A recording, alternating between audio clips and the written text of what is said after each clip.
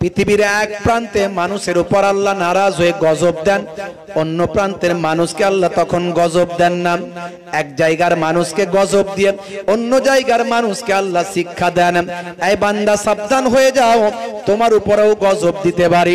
বন্ধুরা আমার, তরুণ যুবকেরা আমার, শুনে রেখে দিন, জেনে রেখে দিন, এমন একটা গজবের ইতিহাস বাস্তব তথ্য আপনাদের মাঝে দিচ্ছে। তাহলে ইতালির রোমে একজন কৃষক, তরুণ যুবকেরা শুনুন, তিনি পানির অভাবে সেই সময় চিন্তা করলেন কূপ খনন করবেন। কূপ খনন করতে করতে অনেকটা গভীরে চলে গেলেন। যাওয়ার পরে দেখেন কিছু পাথরের মূর্তি, সে পাথরের মূর্তিগুলো দেখতে পেলেন, স্ট্যাচুগুলো দেখতে পেলেন। এমন একটা অপ্রীতিকর পরিবেশ দেখতে পেলেন। যত পাথরের মূর্তি দেখছেন সব কিন্তু অপ্রীতিকর, অশ্লীল অবস্থায় মূর্তিগুলো দেখা যাচ্ছে।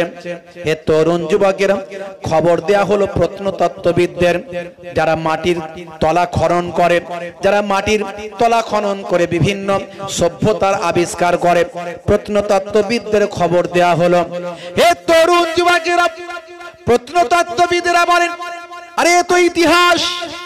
আজ থেকে বহু বছর পূর্বে এই পৃথিবীর জমিনে একটা সিটি ছিল, সিটিটার নাম হলো পম্পাই সিটি। সেটা হলো পৃথিবীর 1 নাম্বার সিটি, পৃথিবীর 1 নাম্বার ধনী শহর।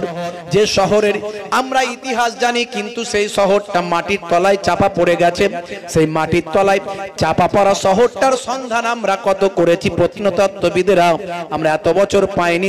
আজকে এই মাত্র এই তোমার মাধ্যমে আমরা সেই শহরটার আবিষ্কার করছি। বাইরে আমার মাটি খনন করে দেখা যায় প্রত্যেকটা মূর্তি, ভাই আমার, তারা কিন্তু কোনো পাথরের মূর্তি ছিল না, বরং তারা প্রত্যেকেই ছিল মানুষ, যারা অশ্লীল অবস্থায় ছিল। হে তরুণ যুবকেরা, বহু বছর পূর্বে ইতিহাস সাক্ষী বাবা, ইতালির ওই জায়গায় ছিল পম্পাই সিটি। সেই পম্পাই সিটি ছিল পৃথিবীর 1 নাম্বার ধনী সিটি শহর, পৃথিবীর 1 নাম্বার উন্নত শহর। সারা পৃথিবীর ধনী মানুষেরা সেখানে ব্যবসার জন্য আসতো। আর সেই শহরের সবচেয়ে বেশি ধন দৌলতের কারণ ছিল কি জানেন বাবা? জেনা ব্যভিচার করা। জেনা ব্যভিচার হলো তাদের সবচেয়ে বড় ব্যবসা। এখনো দেখবেন সারা পৃথিবীর বিভিন্ন জায়গাতে ভাই আমার পতিতালয় আছে না নাই? পতিতালয় আছে না নাই? বাপেরা আমার, তরুণ যুবকেরা আমার, জেনা ব্যভিচারটাও একটা ব্যবসা বর্তমান সময়ে। কিন্তু এখন দেখবেন অনেকে গোপনে গোপনে জেনা ব্যভিচার করে, প্রকাশ্যে বলে না। রাস্তাঘাটে যখন যাবেন রাতের বেলা দেখবেন অনেক টাউনে, নগরে, শহরে, অনেক রাস্তার ধারে, বাইপাসের ধারে পতিতাবৃত্তি করার জন্য অনেক ভাই আমার যারা সেই লাইনের মানুষ তারা কিন্তু সেখানে আছে। কিন্তু তারা দিনের বেলা গোপনে থাকে, লুকিয়ে থাকে। তাদের এখনো সেই লজ্জাবোধটা আছে। তখন মানুষের মধ্যে লজ্জাবোধটাও ছিল না, এতটা খারাপ অবস্থা ছিল। বন্ধুরা আমার, তরুণ যুবকেরা আমার, সেই পম্পাই সিটির মানুষগুলো এতটাই পতিতাবৃত্তির মধ্যে তারা নিমজ্জিত ছিল, এই ব্যবসার মাধ্যমে তারা এতটা লাভবান হতো যে প্রত্যেকটা ঘরে ঘরে তারা পতিতাবৃত্তি করার জন্য আলাদা কামরা তৈরি করেছিল। এমনকি ভাই আমার ধনী সম্প্রদায়ের মানুষেরাও তাদের ঘরের ভাই আমার তাদের ঘরের পতিতাবৃত্তি করার জন্য তারা ভাই আমার সেই লেভেলের ভাই আমার ব্যবস্থা তারা করে রেখেছিল। এই রকম কঠিন পরিস্থিতি তাদের মধ্যে ছিল এই পম্পাই সিটিতে। হে তরুণ যুবকেরা, এই পম্পাই সিটিতে বিদেশ থেকে মানুষ ব্যবসা করতে আসতো। তৎকালীন যুগের সবচেয়ে ধনী শহর ছিল পম্পাই সিটি। এই পম্পাই সিটিতে একজন আল্লাহওয়ালা মানুষ এলেন, তিনি ব্যবসা করার জন্য এসেছিলেন। তিনি কিন্তু ঘটনা জানতেন না, তিনি আল্লাহর মাহবুব বান্দা, আল্লাহর ওলি বান্দা। সেই জায়গায় তিনি ব্যবসা করতে এসেছিলেন। মনে রাখবেন, ব্যবসা হলো আমার নবীর নির্দেশ করা একটা পন্থা, ইনকামের পন্থা হলো ব্যবসা। আল্লাহর নবী বলেছেন, মিফতাহুদ দাওলাতে ফাহুয়াত তিজারা, ধনের চাবিকাঠি হলো হালাল ব্যবসা, কিন্তু ব্যবসাটা যেন হালাল হয়। অনেক মানুষ ব্যবসা করে দুদিনে বড় লোক হতে চায়, মানুষকে ঠকায়, নামাজও পড়ছে আবার ব্যবসাতে ঠকাচ্ছে, আছে না নাই? আপনাদের এখানে নাই? নামাজও পড়ছে আবার চাষে গিয়ে আলটা ছেড়ে ছেড়ে বাড়িয়ে নিচ্ছে, আছে না নাই? নামাজও পড়ছে, দাঁড়িয়ে রেখেছে, আবার মুখ থেকে খিস্তি করছে, গালাগালি করছে, আছে না নাই? নামাজও পড়ছে, দাঁড়িয়ে রেখেছে, আবার ইয়ং ছেলেরা মাচায় বসে তাস খেলছে, জুয়া খেলছে, সেখানে গিয়ে বলছে পল্টু কি চাল মারছিস, তোর কাছে বিবি নাই? বলে হ্যাঁ আছে। বলে গোলাম দিয়ে মান না, আছে না নাই? বুঝতে হবে বাপ কষ্টটা। বন্ধুরা আমার, তরুণ যুবকেরা, সাচ্চা মুসলমান সেজে ঘুরে বেড়ায়, ছেলের বিয়েতে মোটা পণ নাই, আছে না নাই? সাচ্চা মুসলমান সেজে ঘুরে বেড়ায়, কিন্তু আল্লাহর উপর তাওয়াক্কুল না করে, ওয়াল কদরে খাইরিহি ওয়া শাররিহি মিনাল্লাহি তাআলা, ভাগ্যে ভালো মন্দ যা কিছু হয় সবই আল্লাহর পক্ষ থেকে হয়। এই আল্লাহর উপর ভরসা তাওয়াক্কুল না করে লটারি কেটে ভাগ্যের পরীক্ষা করতে যায়, যাবার আগে আবার ইমাম সাহেবের সঙ্গে মুসাফা করে, মসজিদের বক্সে 10 টাকা গলায়, আর হুজুর যদি ওয়াজ করতে আসেন হাতটা ধরে চোখটা বন্ধ করে নিয়ত করে, হাই রে হাই, যদি 5 লাখ পেয়ে যায় হুজুরকে 500 টাকা নজরানা দেব, কোনো অসুবিধা নাই, আছে না নাই? হে তরুণ যুবকেরা, হে আমার বন্ধুরা, শুনে রেখে দিন বাবা, মুরব্বিয়ানেরা আমার, বন্ধুরা আমার, তাহলে আপনাকে আমাকে ঈমানটা মজবুত করতে হবে, তাকওয়াটা ঠিক করতে হবে, কালবটা শুদ্ধ করতে হবে। যতটুকু আপনি ইবাদত করেছেন যেন বেরিয়ে না যায়, যতটুকু আপনার আমল আছে যেন নষ্ট না হয়ে যায়, আপনার নামাজটা যেন বরবাদ না হয়ে যায়, আপনার দাড়ি টুপি জুব্বা যেন খারাপ না হয়ে যায়। এর জন্য আল্লাহর নবী বলেছেন, আত-তাকওয়া হা হোনা, তাকওয়া থাকে এই জায়গায়, যার এই জায়গাটা পরিশুদ্ধ, কাল যার ভালো তার সারা শরীরটা ভালো, যার কাল্ব ভালো তার সারা শরীর ভালো। বুঝতে পারছেন?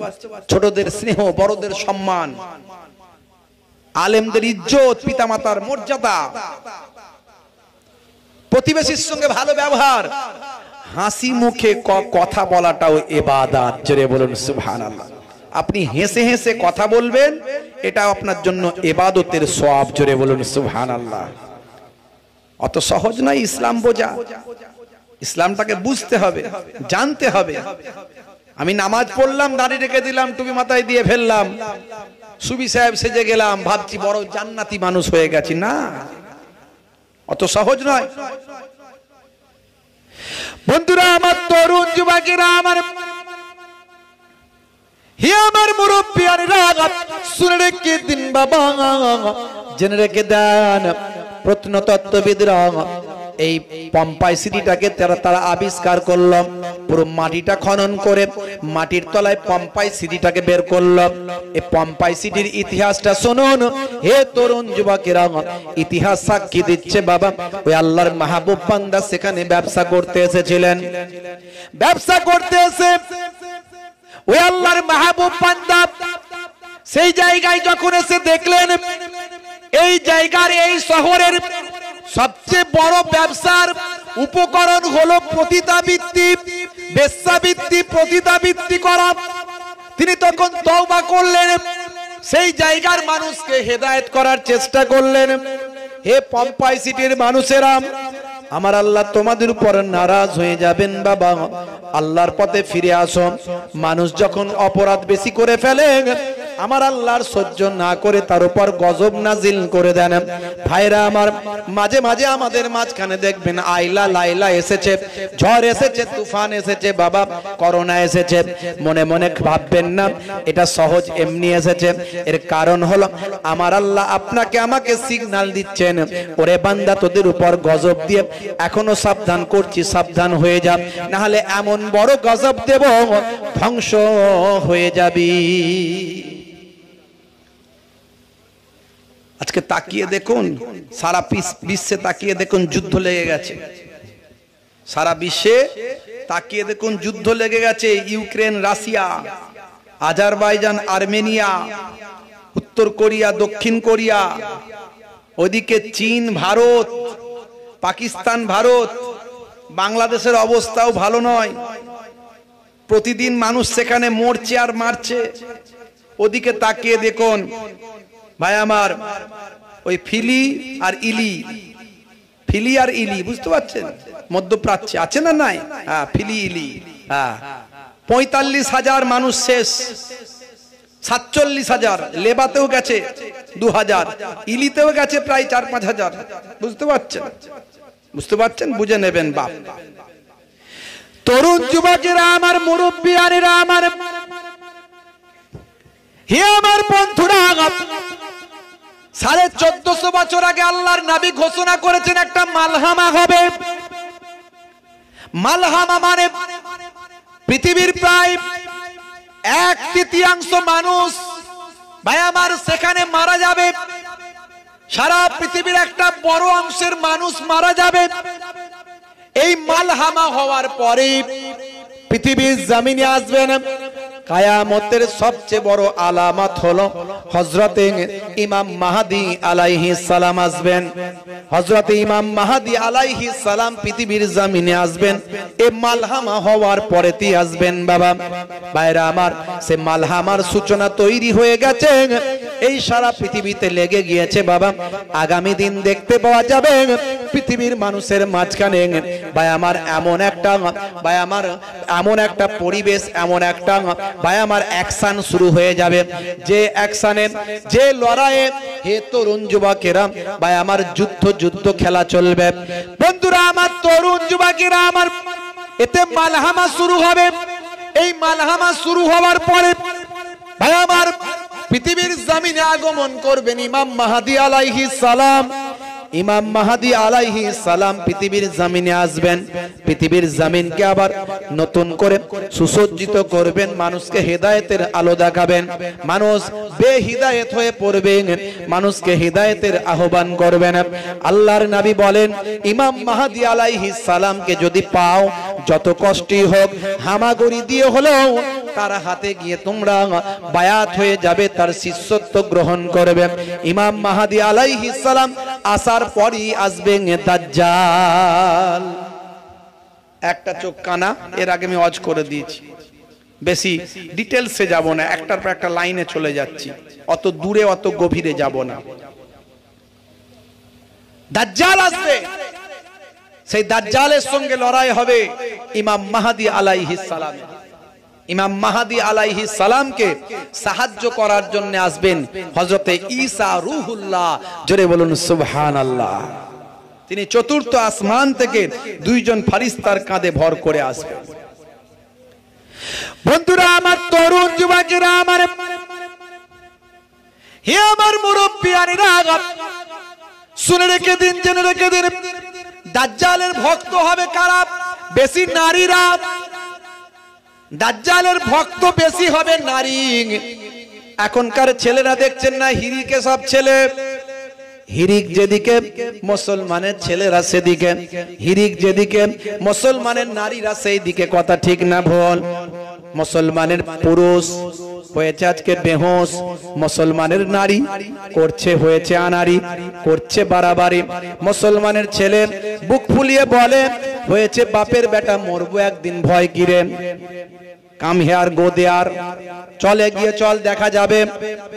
রাগ করবেন না বাপ, একটু শোনার চেষ্টা করা যাক। মুসলমানের ছেলে হাতে ধরেছে কাটারি, বলছে বেরিয়ে আয়, চলে আয় তাড়াতাড়ি। মুসলমানের ছেলে পায়ে পড়েছে কালোকার, বলছে দেখবি আমার কতবার। নায়কার গায়কের ভক্ত হয়েছে, শাহরুখ খান সলেমান খানের স্টাইল দিয়েছে, হাতে ব্রেসলেট পরেছে, মাথার চুলটাকে তুলে নিয়েছে এখানে মেয়েদের মতো খোপা করে দিয়েছে। আছে না নাই? এদিককার ছেলেরা ভালো সব করে না। হ্যাঁ, যুবকেরা হাই রে হাই, সর্বনাশ।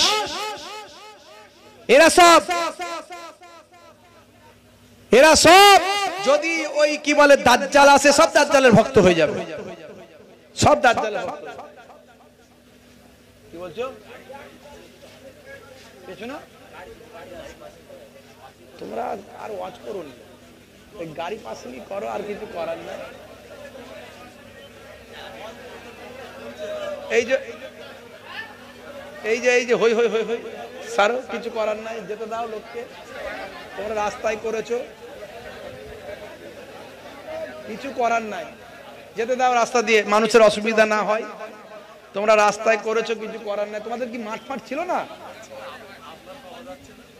ওই পাওয়া যাচ্ছে।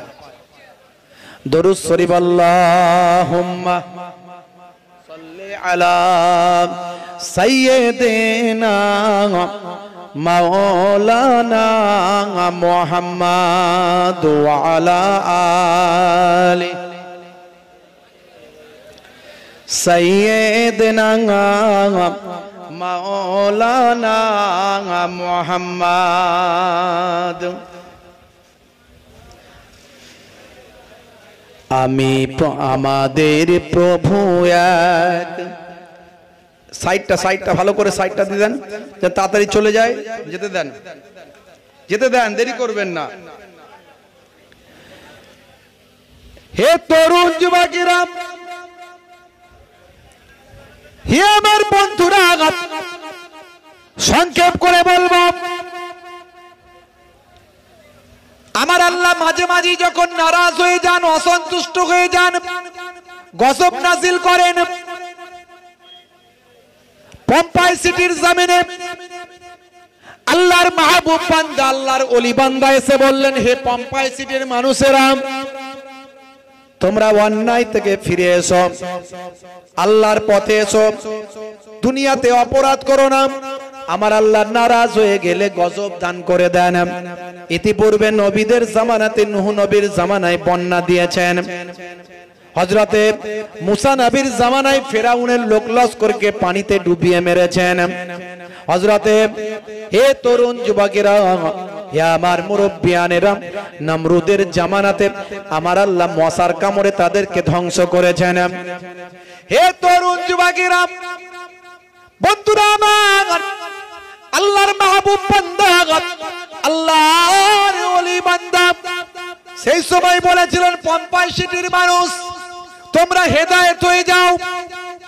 হেদায়েত তো হওয়া দূরের কথা, সেই আল্লাহর ওলিকে তারা একটা ঘরের মধ্যে বন্দী করে দিল। আল্লাহর ওলির কাছে কয়েকজন উলঙ্গ নারীদেরকে সেখানে পাঠিয়ে দিল। আল্লাহর ওলিকে অসম্মান করার চেষ্টা করতে লাগলো। আল্লাহর ওলি তওবা করলেন, কেঁদে জারে জার হয়ে পড়লেন। কোন ক্রমে সেখান থেকে পালিয়ে গিয়ে আল্লাহর দরবারে সিজদায় গিয়ে পতিত হলেন। সিজদায় গিয়ে পড়ে পড়ে আল্লাহর কাছে দোয়া চাইতে লাগলেন, আমার মাবুদ আল্লাহ, এই পম্পাই সিটির মানুষ যেভাবে দুর্গন্ধ মানুষের কাছে ছড়িয়ে দিচ্ছে, যেভাবে মানুষের কাছে দুর্গন্ধ ছড়িয়ে দিচ্ছে, মানে পাপকে ছড়িয়ে দিচ্ছে, অপরাধকে ছড়িয়ে দিচ্ছে, জেনা ব্যভিচারের যেমন করে মানুষের কাছে ছড়িয়ে দিচ্ছে, এই পম্পাই সিটির মানুষকে তুমি সেই দুর্গন্ধকে মাটি দিয়ে চাপা দিয়ে দাও। বলার সঙ্গে সঙ্গে জবরদস্ত আল্লাহর ওলির দোয়াকে আল্লাহ কবুল করলেন। কিতাবের মধ্যে দেখা যায়, হাদিস পাকের মধ্যে দেখা যায়, দাওয়াতুল মাজলুমে, দাওয়াতুল মুসাফির, দাওয়াতুল ওয়ালিদে আলা ওয়ালাদিহি, তিন শ্রেণীর ডাক আল্লাহর দরবারে কবুল হয়। একটা হলো মুসাফিরের দোয়া, আর একটা হলো মাজলুম ব্যক্তির দোয়া, আর একটা হলো আল্লাহর ওই সমস্ত পিতা মাতার দোয়া। এই তিন শ্রেণীর দোয়া আল্লাহর দরবারে কবুল হয়। আল্লাহর ওলি বান্দাকে ওলি মানুষ ছিলেন, তার জবানের দোয়া কবুল হতো। তার উপর তিনি ছিলেন একজন মাজলুম মানুষ, তার উপর অন্যায় করা হয়েছে, অপরাধ করানোর চেষ্টা করা হয়েছে, অসম্মান করা হয়েছে। আল্লাহর ওলি কেঁদে কেঁদে দোয়া চাইতে লাগলেন। হে তরুণ যুবকেরা, আল্লাহর ওলি সেই সময় যখন বদদুয়া চাইলেন, হুজুরের পদ তো আল্লাহর আরশে কবুল হয়ে গেল। পম্পাই সিটির উপর কি ঘটলো ভাই আমার? পম্পাই সিটি থেকে আজও আছে ইতালির কিছু দূরে ভাই আমার প্রত্যন্ত এলাকায় বিসুবিয়াস একটা পাহাড়, যেখানে আগ্নেয়গিরি যেখান থেকে উৎপন্ন হয়। এই বিসুবিয়াসের নাম ইতিহাসে পড়লে পাবেন, ভূগোলের গ্রন্থে পাবেন, জিওগ্রাফিতে পাবেন। সেই বিসুবিয়াস ইতালির জমিনে, সেই বিসুবিয়াস থেকে আল্লাহ এমন ভাই আমার আগ্নেয়গিরির উদ্ভব করলেন। এখন উৎপন্ন হলো সেই আগুনের গোলা এসে পম্পাই সিটিকে ঢেকে ফেলল। পম্পাই সিটিকে ঢেকে ফেলার পরে সেই আগুন এমন ভাবে তাদেরকে আচ্ছাদন করলো, চাদর দিয়ে মুড়ে দিল, যেন তারা সেই অবস্থায়, যে অবস্থায় ছিল স্ট্যাচুর মতো রয়ে গেল। ওই অশ্লীল কুকর্মের মধ্যে থাকা অবস্থায় তারা প্রত্যেকই স্ট্যাচু হয়ে গেল। ভাই আমার সেই সভ্যতাকে আল্লাহ ধ্বংস করেছিলেন শত শত বছর পরে। এই মাত্র কয়েক বছর আগে, কিছু বছর আগে পম্পাই সিটির আবিষ্কার হয়েছে, ম্যাগাজিনে বেরিয়ে এসেছে, তার ইতিহাসটা দেখা গেছে ইতিহাসের কিতাবে। হে তরুণ যুবকেরা, আমি এর দ্বারাই এটা বোঝালাম, পম্পাই সিটির মতো একটা শহরকে আমার আল্লাহ পৃথিবীর জমিন থেকে নাম নিশানা মুছে দিয়েছে।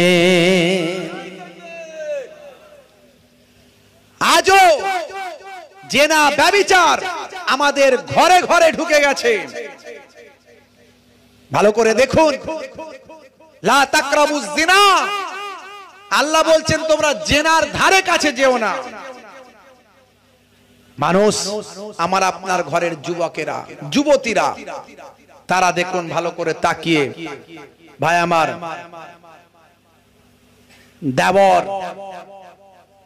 দেবর বৌমা, বুঝতে পারছেন, তারপরে বোনাই শালি, আজকে তাদের এমন সম্পর্ক, প্রতিবেশী। আজকে নারীরা, পুরুষেরা এই মোবাইল নিয়ে সারাক্ষণ যাকে পারছে ফোন করে তাদের সঙ্গে যোগাযোগ করে একটা সমাজের বুকে অশ্লীলতা, অন্যায়ের পরিবেশ তৈরি করেছে। মুসলমান, আমার নবী এসেছিলেন আমাকে আপনাকে পাল্টে দিতে। আজকে পাল্টে যেতে হবে, আজকের ওয়াজ থেকে পরিবর্তন হতে হবে। আর আমি আগেই বলেছি, ওয়াজ ইমানদারদের পাল্টাতে পারবে, বেঈমানদের পাল্টাতে পারবে না। আল্লাহর নবীর ওয়াজ আবু বকর, ওমর, ওসমান হুজুররা পাল্টেছিলেন, আবু জাহেল, আবু লাহাবরা পাল্টায়নি। কিয়ামতের একটা দিন হবে 50,000 বছরের দিন। সেই 50,000 বছরের দিনের কাছে আপনি পৃথিবীতে বাঁচছেন মাত্র কয়েক মিনিট, কয়েক সেকেন্ড, কয়েক মিনিট, কয়েক সেকেন্ড।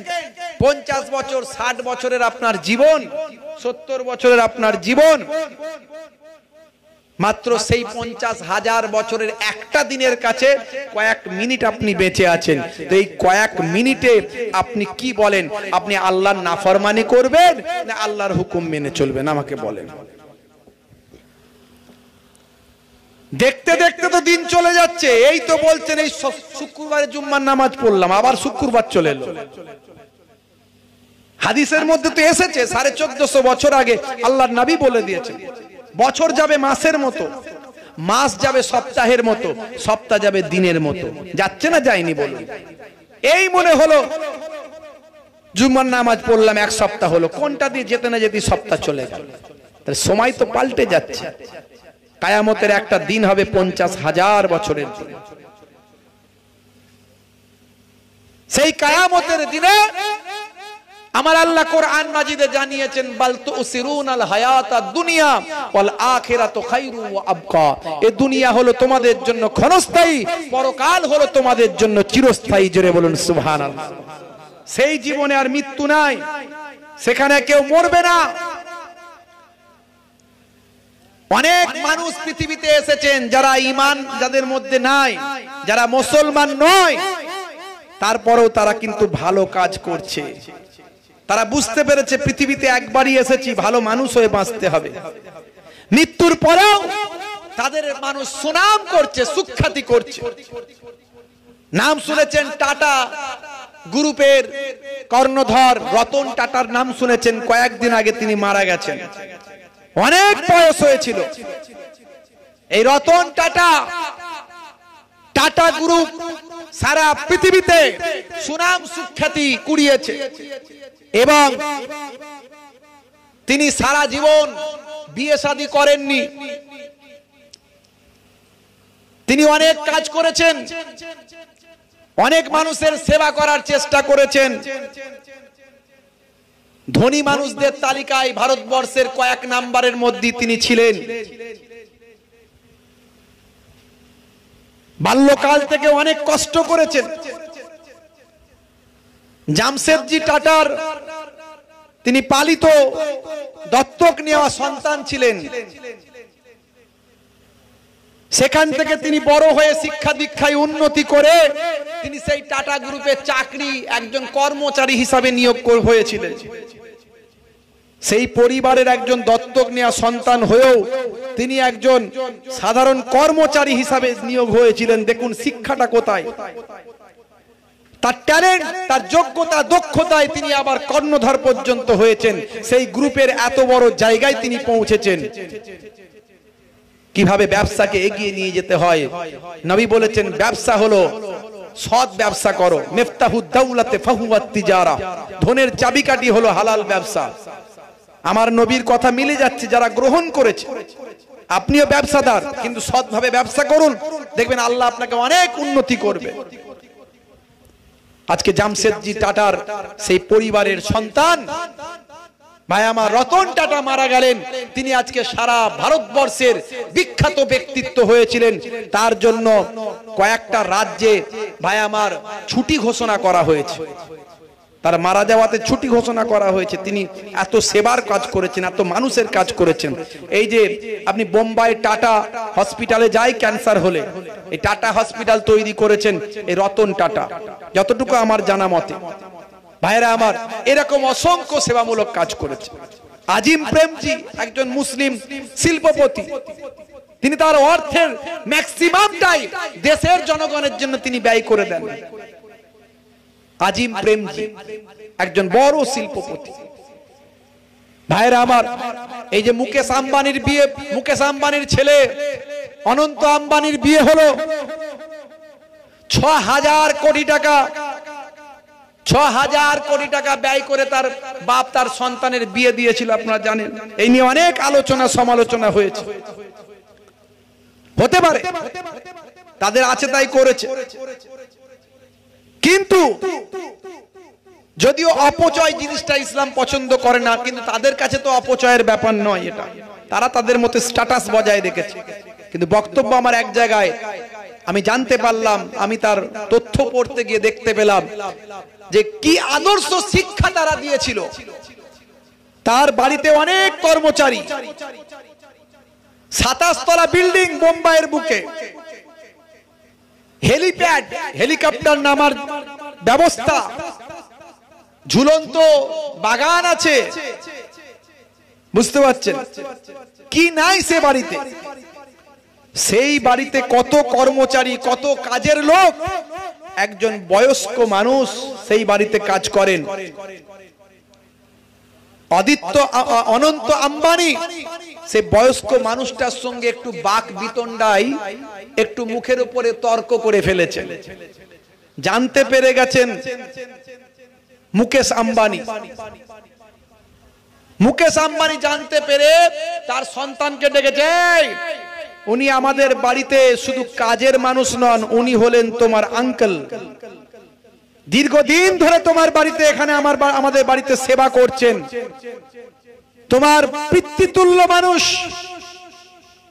তুমি আমার সন্তান হতে পারো, কিন্তু এই আদর্শ আমি তোমাকে শেখাইনি যে তুমি একজন বয়স্ক মানুষের সঙ্গে খারাপ আচরণ করবে। যিনি তোমাদের সেবা করছেন তার সঙ্গে তুমি খারাপ আচরণ করেছো। যাও আমার সামনে তুমি গিয়ে তার কাছে সরি বলে এসো, ক্ষমা চেয়ে এসো। আমি অবাক হয়ে গেলাম এই তথ্যটা পড়ে। আজকে আমার নবীর আদর্শ যে নিয়েছে সে আজকে মহান হয়ে গেছে। সেই নবী আমাদের পাল্টাতে এসেছে। নবী দয়ার আদর্শ মানুষের কাছে দেখিয়েছে। মসজিদে এসে একজন অমুসলিম ইসলামকে ঘৃণা করে ইচ্ছা করে মসজিদে এসে পেচ্ছাপ শুরু করে দিয়েছে। সাহাবায়ে কেরামরা জানতে পেরে তলোয়ার নিয়ে রেডি, মেরে ফেলবো বেটাকে, এখনই গর্দানে তলোয়ার মারবো, দুখানা করে দেবো। আল্লাহর নবী বলছেন, এই সাহাবীরা দাঁড়াও, কেউ তাকে ব্যাঘাত দিও না। মারা তো দূরের কথা, আল্লাহর নবী বলছেন তার পেচ্ছাপটা যেন আটকে না যায়, কারণ পেচ্ছাপ করতে করতে পেচ্ছাপ আটকে গেলে এটা তার স্বাস্থ্যের জন্য ক্ষতি হবে। আমার নবীর আখলাকটা, আদর্শটা একবার চিন্তা করে দেখুন। নবী বললেন তার পেচ্ছাপটা ক্লিয়ার হওয়ার পরে তাকে আমার কাছে ডাকো। নবীর কাছে ডাকা হলো। দয়ার নবী বললেন, বাবা ছেলে, তুমি হয় ইচ্ছায় না হলে অনিচ্ছায়, হয় জেনে বা না জেনে, যে কোনো কারণে তুমি পেচ্ছাপ করেছো মসজিদে। এটা আমাদের ইবাদতখানা, এখানে আমরা আল্লাহর নামের উপাসনা করি। এখানে পেচ্ছাপ করতে নাই বাবা, এখানে পেচ্ছাপ করতে নাই। তুমি কি জানো না এটা আমাদের উপাসনাখানা, উপাসনা গৃহ? পেচ্ছাপ করতে নাই বাবা এখানে, এখানে আমরা আল্লাহর উপাসনা করি, পবিত্র জায়গা। যাও বাবা, আমি তোমাকে ক্ষমা করে দিলাম। এই কথা শুনে সেই অমুসলিম ভাই আমার, ইহুদি নাসারা অমুসলিম ভাই আমার, সেই ব্যক্তিটা বলল, হুজুর আমি তো ইচ্ছাকৃতভাবে করেছি, আমি দেখতে চাইছিলাম। আমি ইনজিল তাওরাতে পণ্ডিত, ইনজিল তাওরাত আমি পড়েছি, আমি জেনেছি যিনি আখিরি জামানার প্রফেট হবেন, পয়গম্বর হবেন, যিনি শ্রেষ্ঠ নবী হবেন, পয়গম্বর আসবেন, তিনি তার মধ্যে থাকবে দয়া, মায়া, মহাব্বত। সেই আদর্শ দেখিয়ে তিনি বিশ্ব জয় করবেন। আমি দেখতে চেয়েছিলাম আপনি আমাকে ক্ষমা করেন কিনা। আপনি আমাকে ক্ষমা করে দিলেন, আমি বুঝতে পেরেছি আপনি নবী হবেন না তো কে নবী। আমি আমার ভুলটা বুঝে নিয়েছি, আমার পরীক্ষায় আমি উত্তীর্ণ হয়েছি। পড়িয়ে দিন মহাবাণী মহাকালেমা। বিশ্ব নবীর শিষ্য হয়ে বাড়ি চলে গেলেন। নবীর আদর্শ যে গ্রহণ করেছে সে আজকে মহান হয়ে গেছে। হে তরুণ যুবকেরা, হে আমার বন্ধুরা, শুনে রেখে দিন বাবা, জেনে রেখে দেন হে মুসলমান, সেই আদর্শ আজকে আমাদের কোথায়? আজকে সে আদর্শ আমরা কেন হারিয়ে ফেলছি? মুসলমান সে রাসূলের আদর্শ তারিকা ভুলে যাবেন না। আমার আপনার নবীর এত মহান, আমার আপনার নবী এত ভাই আমার, তার বিস্তৃতি, তার কারণ হলো নবীর আদর্শ আখলাক। কোরআন মাজিদে আল্লাহ রাব্বুল আলামিন জানিয়ে দিয়েছেন, হে দুনিয়ার মানুষ শুনে রেখে দাও, লাকাদ কানা লাকুম ফি রাসূলিল্লাহি উসওয়াতুন হাসানা। হে দুনিয়ার মানুষ, তোমাদের জন্য তোমাদের নবীর মধ্যে আছে উত্তম আদর্শ। জোরে হবে না? বন্ধুরা আমার, তরুণ যুবকেরা আমার, হে আমার মুরব্বিয়ানেরা, সেই নবী আপনাকে আমাকে পৃথিবীর জমিনে এসেছেন বদলে দেওয়ার জন্য, যাতে আমি আপনি বদলে যাই। মুসলমান আজ থেকে প্রতিজ্ঞা করুন, 1450 বছর আগে আমার আপনার নবী যা বলেছিলেন আজকের যুগে বিজ্ঞান আর বাস্তবতায় পরিণত হয়েছে। কারণ আমার নবী নিজের ইচ্ছায় কোনো কথা বলেন না, আমার নবী যা বলেন সবই আল্লাহর নির্দেশে বলেন। মা ইয়ান্তিকু আনিল হাওয়া ইন হুয়া ইল্লা ওয়াহিয়ুন ইউহা। আমার নবী নিজের ইচ্ছায় কোনো কথা বলেন না যতক্ষণ না আমি আল্লাহ ওহী দিয়ে না জানিয়ে দিই। সেই নবী আপনাকে আমাকে বদলে দেওয়ার জন্য এসেছিলেন। দয়ার নবী গো, আমার ময়ার নবী গো, সব ছাড়িব কিন্তু তোমায় ছাড়তে পারি না। জোরে হবে না? জোরে হবে না? সুবহানাল্লাহ। সুবহানাল্লাহ বলতে কষ্ট হচ্ছে নাকি? একটু জোরে বলতে হবে সুবহানাল্লাহ। আরে জোরে হবে না?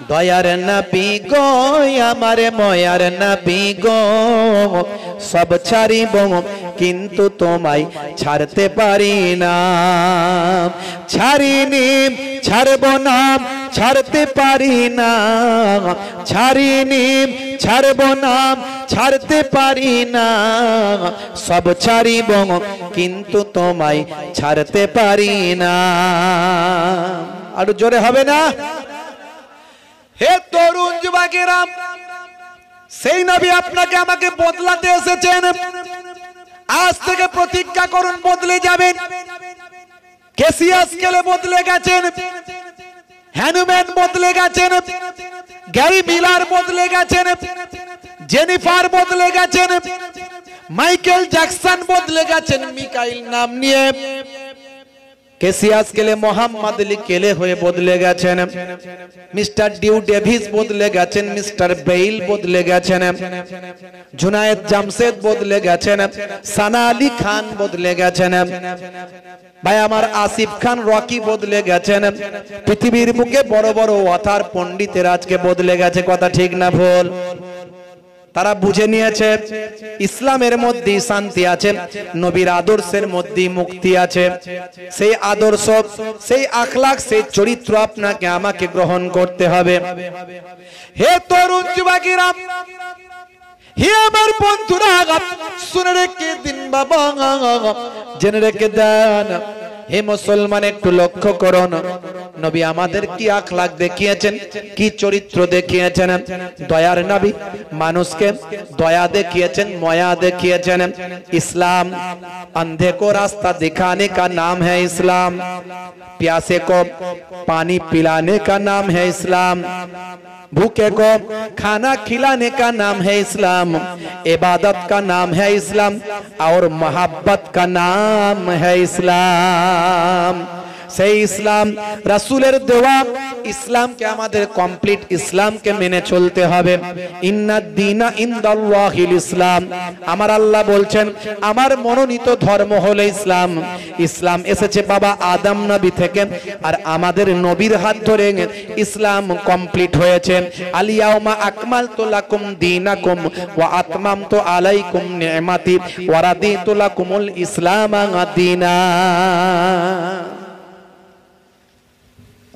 সেই ইসলাম আপনাকে পরিপূর্ণভাবে মানতে হবে কিছুটা মানলাম কিছুটা ছাড়লাম করলে হবে না আমার নবীর আদর্শ আখলাক সুন্নতকে মেনে চলতে হবে আমাদের ঈমানকে মজবুত করতে হবে সবচেয়ে বড় পাপ হলো শিরকের গুনাহ আল্লাহ ছাড়া পৃথিবীর কোন জায়গায় সিজদা করা যাবে না পৃথিবীর কোন জায়গায় কোন গাছের গোড়ায় কোন পাহাড়ের তলদেশে কোন সমুদ্রের পানির ঢালেতে কোন রকম কোন স্ট্যাচু কোন মূর্তি কোন পীর এমনকি বাপ মা কারো কাছে সিজদা করা যাবে না মা ইউশরিক বিল্লাহি ফাকাদ হারামাল্লাহু আলাইহিল জান্নাহ শিরককারীর জন্য আল্লাহ বলেন জান্নাত চিরতরে হারাম হয়ে যায় কোনদিন জান্নাত পাবে না যে শিরক করবে আপনাকে আমাকে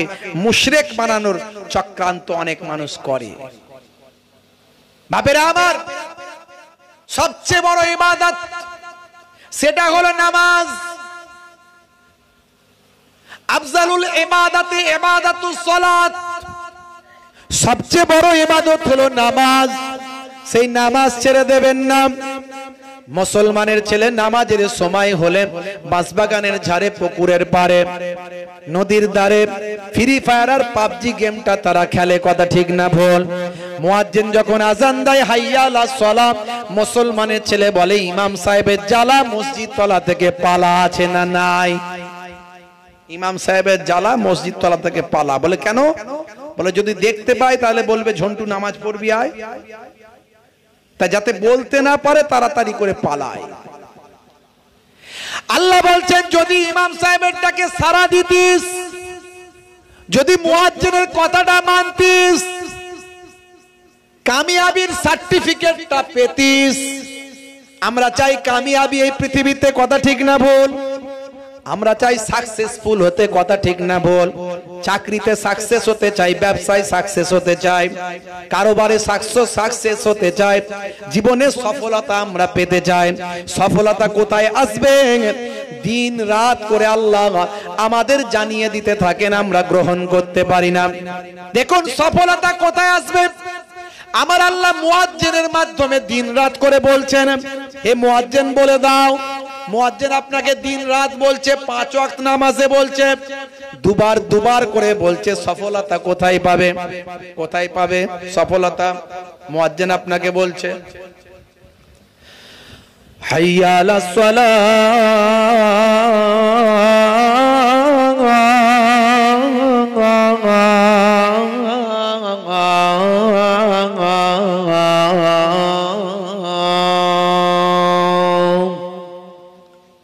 মুয়াজ্জিন বলছে এসো নামাজের দিকে আসো। এই নামাজের মধ্যেই তো সফলতা আছে,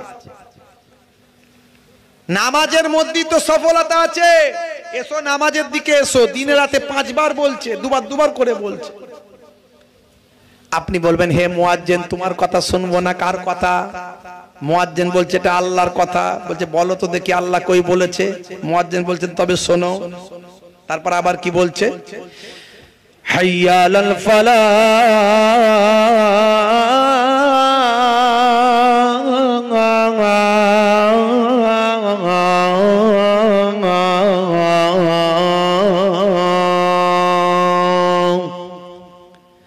মুয়াজ্জিন বলছে এই যে আল্লাহ বলছে। কি বলছে মুয়াজ্জিন সাহেব? মুয়াজ্জিন বলছে আল্লাহ বলছেন যদি নামাজে আসো আমি আল্লাহ তোমাকে কামিয়াবি দেব। হাইয়া আলাল ফালাহ, এসো কামিয়াবির দিকে এসো। নামাজে এলে, নামাজে যদি তুমি এসে হাজিরা দাও কামিয়াবিটা দেবেন আমার আল্লাহ, শুনে রেখে দাও। নামাজ পড়বে সফলতা নেবে, নামাজ পড়বে সাকসেসফুল হবে। জোরে বলুন সুবহানাল্লাহ। আমার নবী সবচেয়ে বেশি যে আমলের গুরুত্ব দিয়েছেন সেটা হলো সালাত। ইন্তেকালের সময় নবী আমার যে ইবাদতের কথা বারবার বলেছেন, একটা ইবাদত সেটা হলো সালাত। ওয়াক্ত যে হলো ওযু করো মসজিদে চলো, ওয়াক্ত যে হলো ওযু করো মসজিদে চলো, খোদার হুকুম পালন করো নামাজটা পড়ো। ওয়াক্ত যে হলো ওযু করো মসজিদে চলো। বলুন না ইনশাআল্লাহ, বলুন ইনশাআল্লাহ। দিন রাতে 5 ওয়াক্ত নামাজ পড়লে পাবে ভাই জান্নাত। জোরে হবে না? আরে জোরে হবে না? ফজরের সময় হলে মসজিদে যাও তুমি চলে, থেকো না বিছানায় শুয়ে, খোদা দেন রহমত ঢেলে। জোহরের সময় হলে কাজটা দাও তুমি ছেড়ে, কিছু সময় দাও নামাজে, সফলতা আসবে চলে। আর জোরে হবে না? আর জোরে হবে না? মাগরিবের ওয়াক্ত আসিলে মসজিদে যাও তুমি চলে, কবরের আযাব থেকে প্রভু মুক্তি তোমায় দেবে। ওয়াক্ত যে হলো ওযু করো মসজিদে চলো, খোদার হুকুম পালন করো নামাজটা পড়ো, ওয়াক্ত যে হলো ওযু করো, মসজিদে চলো, দিন রাতে 5 ওয়াক্ত নামাজ পড়লে পাবে ভাই জান্নাত। জোরে হবে না? আরে জোরে হবে না? বাবা মার সেই নামাজ ছেড়ে দেবেন না, নামাজটা ভালো করে পড়ুন, সেই নামাজটা ছেড়ে দেবেন না। হে তরুণ যুবকেরা, এরপরে আসুন সুন্নত। তাহলে প্রথমে ঈমান, তারপরে সবচেয়ে বড় ইবাদত হলো নামাজ, তারপরে হলো সুন্নত। অনেক সুন্নতের কথা আমি বলেছি, ইন্টারনেট দেখছেন কত নিউজ চলছে, এখানে কত মিডিয়া হচ্ছে। ভাই আমার, ইন্টারনেট খুলবেন 20 থেকে 25 হাজার বক্তব্য আমার পাবেন, প্রত্যেকটা সুন্নতের উপরে আমি বিজ্ঞান বাস্তবতা নিয়ে আলোচনা করেছি। দাড়ির মধ্যেও সুন্নত আছে আমি বলেছি, ভাই আমার বিজ্ঞান আছে আমি বলেছি, সায়েন্স আছে। দাড়ির মধ্যে কি সায়েন্স আছে, কোথায় গবেষণা হয়েছে সেটা আমি তথ্য সহ পেশ করেছি। ডান দিকে কাত হয়ে ঘুমানোর কথা আপনাকে কেউ বলেছে কিনা আমি জানি না, আমি কিন্তু বহুদিন থেকে বলছি ডান দিকে কাত হয়ে ঘুমান। এটা আমার কথা নয়, আমার নবীর কথা, সুন্নাত। ডান দিকে কাত হয়ে আপনি ঘুমাবেন, সুন্নতের সওয়াব দেবেন কে? জোরে বলেন কে? বসে পানি পান করবেন। চায়ের দোকানে সকালে যুবকেরা চা খায়, ঘটঘট করে পানি খায়, দাঁড়িয়ে দাঁড়িয়ে মেরে দেয়, আছে না নাই? বসে বসে পানি খাবেন, সুন্নতের সওয়াবটা দেবেন কে? খাওয়া দাওয়ার সময় 3টে ভাগে পেটটাকে ভাগ করে নেবেন, একেবারে গলা পর্যন্ত। খিদে লাগলেও ভোক লাগলেও টেনে খাবেন না।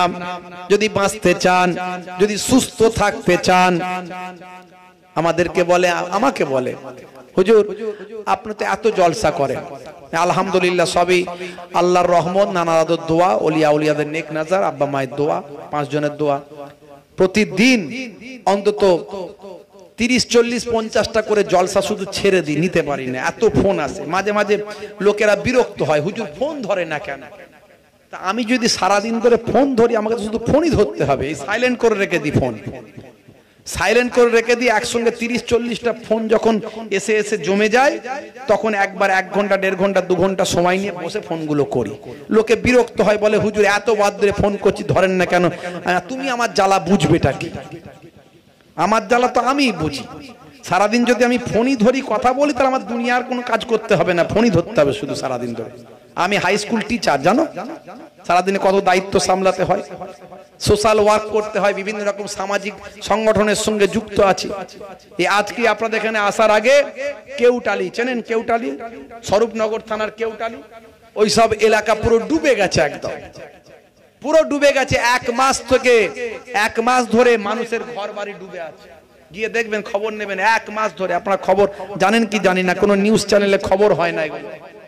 1 মাস ধরে বিঘের পর বিঘে, শত শত বিঘে ফসল সব নষ্ট। আলহামদুলিল্লাহ আপনারা ভালো আছেন, ওই সব জায়গার মানুষ ফসল পায় না, কোনো ফসল নাই, ডুবে আছে। ইছামতি নদী আর একটা ছোট নদী গেছে, এই নদীর পানির বাঁধ ভাই আমার তো দেওয়া, আর আকাশের পানি নিচু এলাকা জমে গিয়ে যে ঘর বাড়ি ডুবে আছে, শ্যাওলা পড়ে গেছে। কিছুক্ষণ পানিতে নেমেছিলাম, পা চুলকানো শুরু হয়ে গেছে। তাহলে ওখানকার মানুষ কি করে আছে, বাচ্চারা কি করে আছে? ওখানে গিয়েছিলাম, কিছু ত্রাণ সামগ্রী, কিছু বস্ত্র, এটা ওটা নিয়ে আমরা গিয়েছিলাম। আমাদের বিভিন্ন রকম যে সংগঠনগুলো আছে সেখান থেকে, এটা আমার নিজস্ব ব্যাপার নয়। বাপেরা আমার, বিএসবিএম বলে একটা সংগঠন আছে, এখানে বুদ্ধিজীবী মঞ্চ, এই বঙ্গীয় সংখ্যালঘু বুদ্ধিজীবী মঞ্চের যিনি অধ্যাপক ওয়াজুল হক সাহেব আছেন, ওনার ভাই আমার ব্যবস্থাপনায় আর সকলের সহযোগিতায় সেখানে গিয়ে আমরা হাজিরা দিয়েছিলাম। আমাকেও তারা বলেছিল, আমি গিয়েছিলাম সেখানে গিয়ে মানুষের পাশে, দেখে এলাম কি অবস্থা। যতক্ষণ না বাঁধটা সংস্কার হবে, ওই জায়গা থেকে পানি সরবে না, আকাশ থেকে পানি এলে আবার জমবে। মানুষ কত কষ্টের মধ্যে আছে। আলহামদুলিল্লাহ আপনি কত আরামে আছেন, কতবার শুকরিয়া আদা করেছেন, আমরা কতবার শুকরিয়া আদা করেছি। আল্লাহ বলছেন ফাজকুরুনি আযকুরুকুম, বান্দা তোরা আমাকে স্মরণ কর, আমি আল্লাহ তোদের স্মরণ করব। ওয়াশকুরুলি ওয়ালা তাকফুরুন, তোরা আমার নিয়ামতের শুকরিয়া আদা কর। আর কুফরি করিস না। নিয়ামতের শুকরিয়া আদা করলে আল্লাহ বলছেন আমি শুকরিয়া আদা করলে আমি তার নিয়ামতকে বাড়িয়ে দিয়ে থাকি। জোরে বলুন সুবহানাল্লাহ। সবচেয়ে বড় শুকরিয়া আদা করার রাস্তা হলো নামাজ, তারপরে হলো নবীর সুন্নাত। সেই সুন্নাত গুলোর মধ্যে এই যে আমাকে যে কথা বলছিলাম, লোকে বলে হুজুর আপনি এত জলসা করেন, আপনার তো মিস নাই। আলহামদুলিল্লাহ, এটা আল্লাহর রহমত। আমি চেষ্টা করি মানুষের কথা দিয়ে কথার খেলাপ যাতে না হয়। আমার বিদেশে অনেক প্রোগ্রাম আছে, বিদেশে বাইরে বাইরে অনেক প্রোগ্রাম আছে, গুজরাট, দিল্লি, বোম্বাই, সুরাট, রাজস্থান। আর এখানকার মানুষরা 2-3 বছর আগে থেকে দাওয়াত করে দেয়, আর বিদেশের মানুষরা 3 মাস আগে দাওয়াত করবে। দেখবেন যারা বিদেশে থাকে ওদের কমিটিগুলো 3 মাস 2 মাস আগে ডেট ঠিক করে। আর আমাদের এই হুগলি, হাওড়া, মেদিনীপুর, বাঁকুড়া এইসব জায়গার লোক, উত্তর দক্ষিণ দিনাজপুর, জলপাইগুড়ি, শিলিগুড়ি, মালদা, মুর্শিদাবাদ এদিককার লোক 2 বছর 3 বছর আগে থেকে, এখন থেকে 26 সাল, 27 সাল, 25 সাল তো প্রায় ফিল আপ, সব ডেট ফিল আপ, সব দাওয়াত করে দেয়। এবারে আমি বিদেশের জলসা নেবো না এই জলসাটাকে কি করব? মাঝে মাঝে চেষ্টা করি বিদেশের মানুষদের কাছে যাওয়ার, এখানকার মানুষজনকে একটু বুঝাই, হ্যালো ভাই বিদেশ থেকে এরকম ফোন করেছে, দাওয়াত করতে চাইছে, তো তোমাদের জলসায় তো প্রত্যেক বছর যাই, একবার ওখানে যাই না, তোমাদেরটা অন্য কাউকে নিয়ে ম্যানেজ করো। সে তো ম্যানেজ হবে না, লোকে শুনবে না, হাও মাও এটা ওটা সেটা, ধর বাবু যাবো নি বিদেশ, যা নিলাম না। হুজুর আপনার আপনি শরীর টরীর খারাপ করে না? শরীর ভালো রাখার খারাপ রাখার মালিক আল্লাহ, কথা ঠিক না ভুল? কিন্তু আপনি নবীর তরিকা মেনে চলুন, যেভাবে খেতে বলেছেন সেভাবে খান, যেভাবে শুতে বলেছেন সেভাবে শুন। একটা জিনিস পালন করতে পারি না, সেটা হলো রাত জাগাটা বন্ধ করতে পারছি না। রাত জাগাটা বন্ধ করলে মোটামুটি অনেকটাই কমপ্লিট হয়ে যাবে, বাকিগুলো কমপ্লিট করার চেষ্টা করি। আলহামদুলিল্লাহ জলসা মিস হয় না, সবই আল্লাহর ইচ্ছা। এক্সেপশন বছরে 1-8টা বাদ দেন, 1-8টা আমার হয়তো মিস হয়েছে কিনা তা আমার নিজেই ভুলে যায়, আমার মনে থাকে না।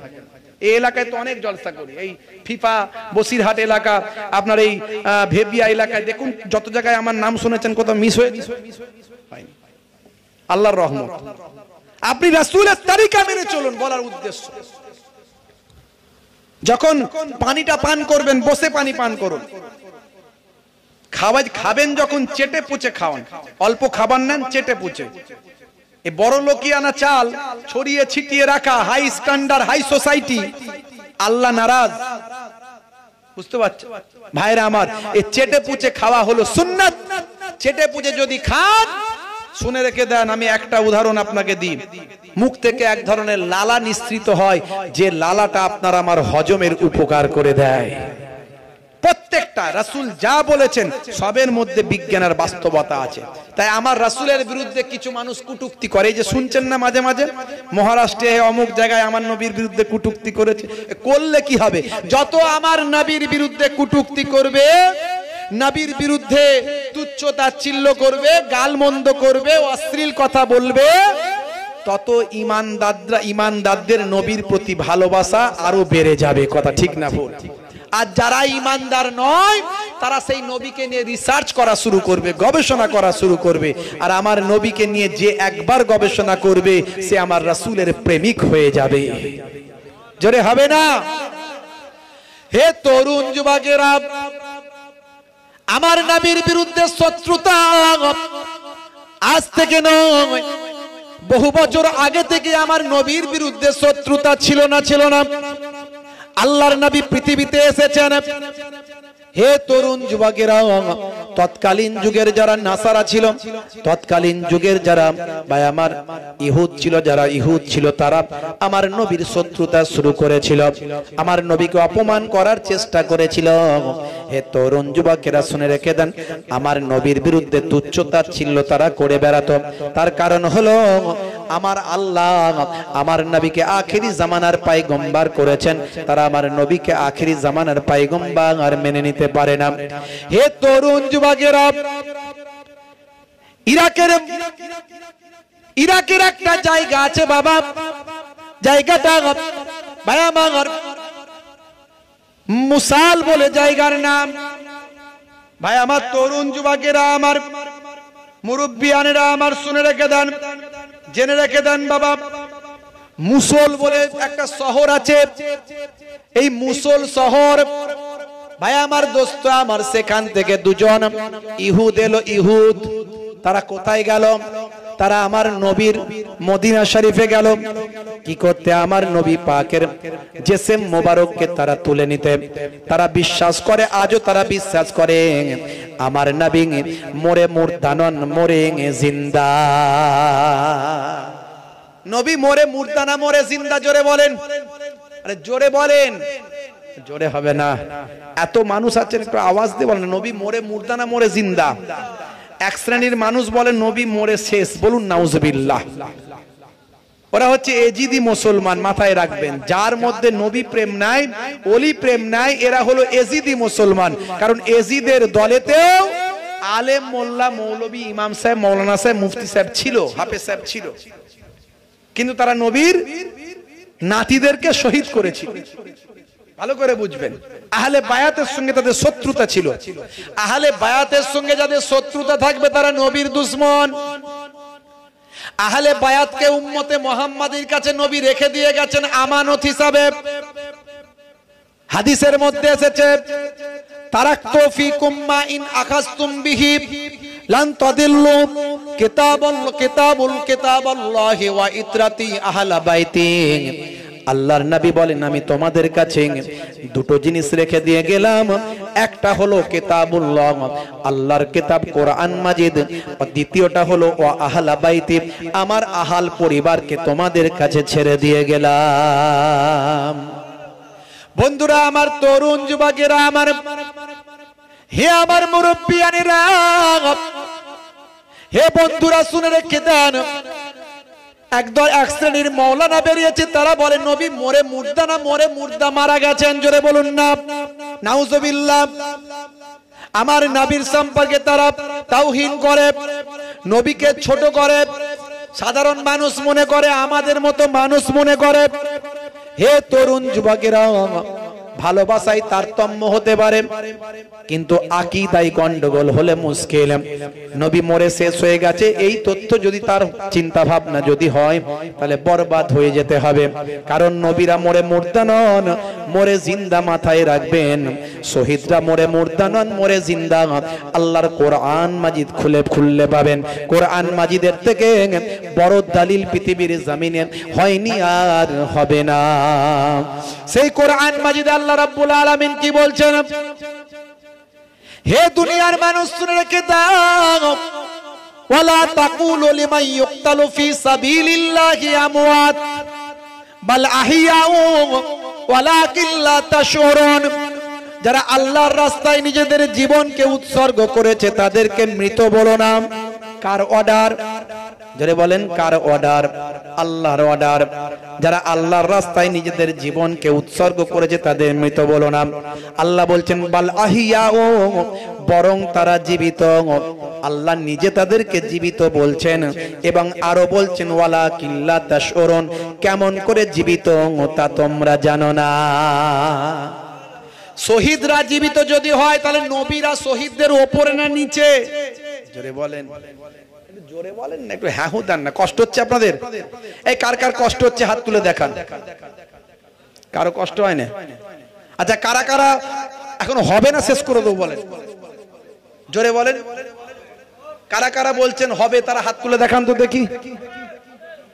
কষ্ট করে হাত তুলছেন নাকি? হলে ভালো, না হলে আরো ভালো নাকি? ভাইরা আমার শুনে রেখে দেন, তাহলে নবীদের দরজা শহীদদের উপরে না নিচে? জোরে বলেন, শহীদদের উপরে। শহীদ আমি আপনিও আল্লাহর জন্য, রাসূলের জন্য, কোরআনের জন্য, ইসলামের জন্য জীবন দিলে শহীদ হয়ে যাব। কিন্তু নবী হওয়ার আর কারো ক্ষমতা নাই। নবী আল্লাহর মনোনীত শেষ নবী হলেন আমাদের নবী। বন্ধুরা আমার, তরুণ যুবকেরা আমার, হে আমার মুরব্বিয়ানেরা, শুনে রেখে দেন, সেই নবীদের দরজা শহীদদের উপরে। তাহলে শহীদরা যদি জিন্দা হয়, মরে জিন্দা হয়, আল্লাহর কোরআন থেকে প্রমাণিত, তাহলে নবীরা মরে মুর্দা কেমন করে বলছ? হে তরুণ যুবকেরা, আল্লাহর নবী বলছেন ওয়া আফাতি খায়রুল লাকুম তুরাজু আলাইয়া আমালুকুম ওয়া রাআইতু মিন খায়রিন ফাহামিদুল্লাহ আলাই ওয়া রাআইতু মিন শাররিন ফাস্তাগফারতুল্লাহ লাকুম। হে দুনিয়ার মানুষ শুনে রেখে দাও, আমি নবী বিদায় নেবার পরে তোমরা যেন মনে করো না আমি শেষ হয়ে গেলাম। আল্লাহ আমাকে যেমন ভালো রেখেছেন তেমন ভালো রাখবেন। কবরের জিন্দেগিতে আমি সলাতের মধ্যে থাকব। সমস্ত নবীরা কবরের জিন্দেগিতে সলাতের মধ্যে আছেন। আমার আল্লাহ তাদেরকে রিজিক দিচ্ছেন, সেখানে তারা রিজিক লাভ করছেন। কেমন করে আল্লাহ খাওয়াচ্ছেন আল্লাহ জানেন, কেমন করে তারা নামাজে আছেন আল্লাহ জানেন। শুধু তাই নয়, আমার আপনার নবী বলেন হে আমার উম্মতেরা, তোমাদের নেকির খাতা আর গুনার খাতা আমি রাসূলকে মদিনার রওজা মোবারকে দেখানো হবে। যখন আমি দেখব তোমরা ভালো কাজ করেছো, তোমাদের জন্য আমি আল্লাহর দরবারে প্রশংসা করব। ফাহামিদুল্লাহ আলাই আমার আইতু মিন শাররিন ফাস্তাগফারতুল্লাহ লাকুম। যখন দেখব তোমরা গুনার কাজ করেছো, আমি তোমাদের জন্য আল্লাহর দরবারে ইস্তেগফার করতে থাকব। সেই নবী আপনাকে আমাকে কতটা ভালোবাসেন। বন্ধুরা আমার, তরুণ যুবকেরা আমার, মুরব্বিয়ানেরা আমার, হে জওয়ান যুবকেরা আমার, শুনে রেখে দেন, সেই নবীর সুন্নাত আপনাকে আমাকে লালন করতে হবে। সেই নবীর তরিকা সুন্নাত গুলো আপনাকে আমাকে গ্রহণ করতে হবে। বলেন ইনশাআল্লাহ, বলেন ইনশাআল্লাহ। আমি হব মদিনার সারা বেলা ঝাড়ুদার, রওজার কিনারে কেটে যাবে দিন আমার। আমি হব মদিনার সারা বেলা ঝাড়ুদার, রওজার কিনারে কেটে যাবে দিন আমার। বন্ধুরা আমার, তরুণ যুবকেরা আমার, সেই নবীর সুন্নতকে ভালো করে আঁকড়ে ধরুন, তরিকাকে আঁকড়ে ধরুন। মদিনার রওজা মোবারকে সেই নবী আরাম ফরমাচ্ছেন, নবী জিন্দা। তাহলে মুসল শহরের দুইজন ইহুদ, দুইজন নবীর দুশ্মন, তারা চিন্তা করলো নবী জিন্দা, তারাও বিশ্বাস করে, কথা ঠিক না ভুল? তারা চিন্তা করলো যদি নবীর জিসম মোবারককে তুলে নিয়ে চলে আসতে পারি, পৃথিবীর মানুষকে তারপর চ্যালেঞ্জ করতে পারবো। তোমরা হে পৃথিবীর মানুষ বলো নবী জিন্দা, তো নবীকে কবরটা খুলে দেখাও নবী কেমন জিন্দা আছে। সালটা হলো 557 হিজরি, হিজরি সনের 557 হিজরি। ভাই আমার, সারা বিশ্বে আজব ইসলামের বিরুদ্ধে চক্রান্ত চলছে। ইসলামকে কলঙ্কিত করার জন্য কিছু মানুষ উঠে পড়ে লেগেছে। মহারাষ্ট্রের বুকে দুইজন ভাই আমার ধর্মের কলঙ্ক, দুইজন ধর্মের নামে অধার্মিক, অনব্রত আমার নবীর বিরুদ্ধে কটূক্তি করেছে। মাঝে মাঝে বিভিন্ন জায়গাতে দেখবেন রাসূলের বিরুদ্ধে, ইসলামের বিরুদ্ধে, কোরআনের বিরুদ্ধে কটূক্তি করছে। কিন্তু এর বিরুদ্ধে আমরা জবাবটা কেমন ভাবে দেব? এর বিরুদ্ধে আমরা জবাব দেব ভারতবর্ষের সাংবিধানিক পদ্ধতিতে, ভারতবর্ষের গণতান্ত্রিক পদ্ধতিতে সংবিধানকে মান্যতা বজায় রেখে শৃঙ্খলাবদ্ধভাবে আমরা জবাবটা দেব। তারা চাইছে যাতে করে আমরা উচ্ছৃঙ্খল ভাবে কাজ করি, আমরা কোন রকম হাঙ্গামা করি, কোনো অশান্তি করি, সেটা দেখে বিশ্বের মানুষের কাছে মুসলমানের দুর্নাম করার চেষ্টা করছে। মনে রাখবেন, কোন ধর্মই মানুষকে অন্যায় করতে শেখায় না। সব ধর্মের মূল কথা হলো শান্তি। আমরা শ্রী রামকৃষ্ণদেব পরমহংসদেবকে ভালোবাসি, শ্রদ্ধা করি। তিনি একজন মহান মনীষী ছিলেন, যত মত তত পথ বলেছিলেন। স্বামী বিবেকানন্দজিকে আমরা শ্রদ্ধা করি, সম্মান করি, একজন মনীষী ছিলেন। তার বাণীগুলো মানুষের কাছে আমরা প্রচার করি। তিনি বলেছিলেন জীবে প্রেম করে যেইজন সেইজন সেবিছে ঈশ্বর। কিন্তু ইসলামের কথাগুলো মানুষের কাছে ভুলভাবে বোঝানোর চেষ্টা করে কিছু মানুষ, কিছু মিডিয়া। ইসলামের কথা, কোরআনের কথা মানুষকে ভুলভাবে মানুষের কাছে বার্তাটা দিয়ে থাকে। হে দুনিয়ার মানুষ, শুনে রেখে দিন, ইসলাম শান্তির কথা বলেছে। যদি বিশ্বাস না হয় ভালো করে পড়াশোনা করুন, কারো কথা না শুনে ইসলামের বিরুদ্ধে যারা কটূক্তি করছে তাদের কথা না শুনে ভালো করে পড়াশোনা করুন, নবীকে নিয়ে স্টাডি করুন, কোরআন মাজিদ নিয়ে স্টাডি করুন। দেখবেন কোরআন মাজিদে ভাই আমার মানুষের প্রেমের কথা বলেছে, মানুষকে ভালোবাসার কথা বলেছে। কোরআন মাজিদ জানিয়ে দিয়েছে লা ইয়ারহামুল্লাহু মান লা ইয়ারহামুন নাস, যে মনুষ্য জাতির উপর দয়া করে না মহান স্রষ্টা তার উপর দয়া করেন না। বন্ধুরা আমার, তরুণ যুবকেরা আমার, হে আমার মুরব্বিয়ানিরা, হে জওয়ানেরা, শুনে রেখে দিন, জেনে রেখে দিন, প্রত্যেকটা ধর্মই মানুষকে শান্তির কথা বলেছে, কিন্তু কিছু ধর্মের নামে কুলাঙ্গার তারা বিভিন্ন জায়গাতেই আছে, তারা অশান্তি তৈরি করেন। ভাইরা আমার, তরুণ যুবকেরা আমার, মুরব্বিয়ানেরা আমার, আমার নবী মানুষকে ভালোবাসার কথা বলেছেন। সেই নবীর জেসেম মোবারককে তুলে নিতে চাই। মুসুল শহরের দুইজন ইহুদ, তারা বাবা ভাই আমার হিজরি সন হিসাবে 557 হিজরিতে তারা ট্রেনিং প্রাপ্ত হয়ে ইসলামকে ধ্বংস করার জন্য তারা নামাজ শিখল, তারা কোরআন শিখল, তারা ইবাদত শিখল, তারা দোয়া শিখল, তারা আরবি শিখল, তারা হাদিস শিখল। দীর্ঘদিন ধরে তারা ট্রেনিং নিল। আজও ইসলামকে ধ্বংস করার জন্য, ইসলামের ক্ষতি করার জন্য অনেক মানুষ তারা শত্রুতা করার জন্য বিভিন্নভাবে ট্রেনিং প্রাপ্ত হচ্ছে, তারা ট্রেনিং নিচ্ছেন, কিন্তু কিয়ামত পর্যন্ত ইসলামের ক্ষতি করার ক্ষমতা পৃথিবীর কোনো মানুষের হবে না, কারণ ইসলামের হেফাজতের দায়িত্বটা আমার আল্লাহ স্বয়ং নিয়েছেন। ইন্নাদ দীনা ইনদাল্লাহিল ইসলাম। হে তরুণ যুবকেরা, আমার নবীর সম্মান পৃথিবীর বড় বড় মনীষীরা তারা আমার নবীর সম্মান করেছেন। বাপ এনসাইক্লোপিডিয়া বিশ্বকোষের রাইটার বলেছেন মুহাম্মদ সাল্লাল্লাহু আলাইহি ওয়াসাল্লাম has been the most practical and most successful of all prophets.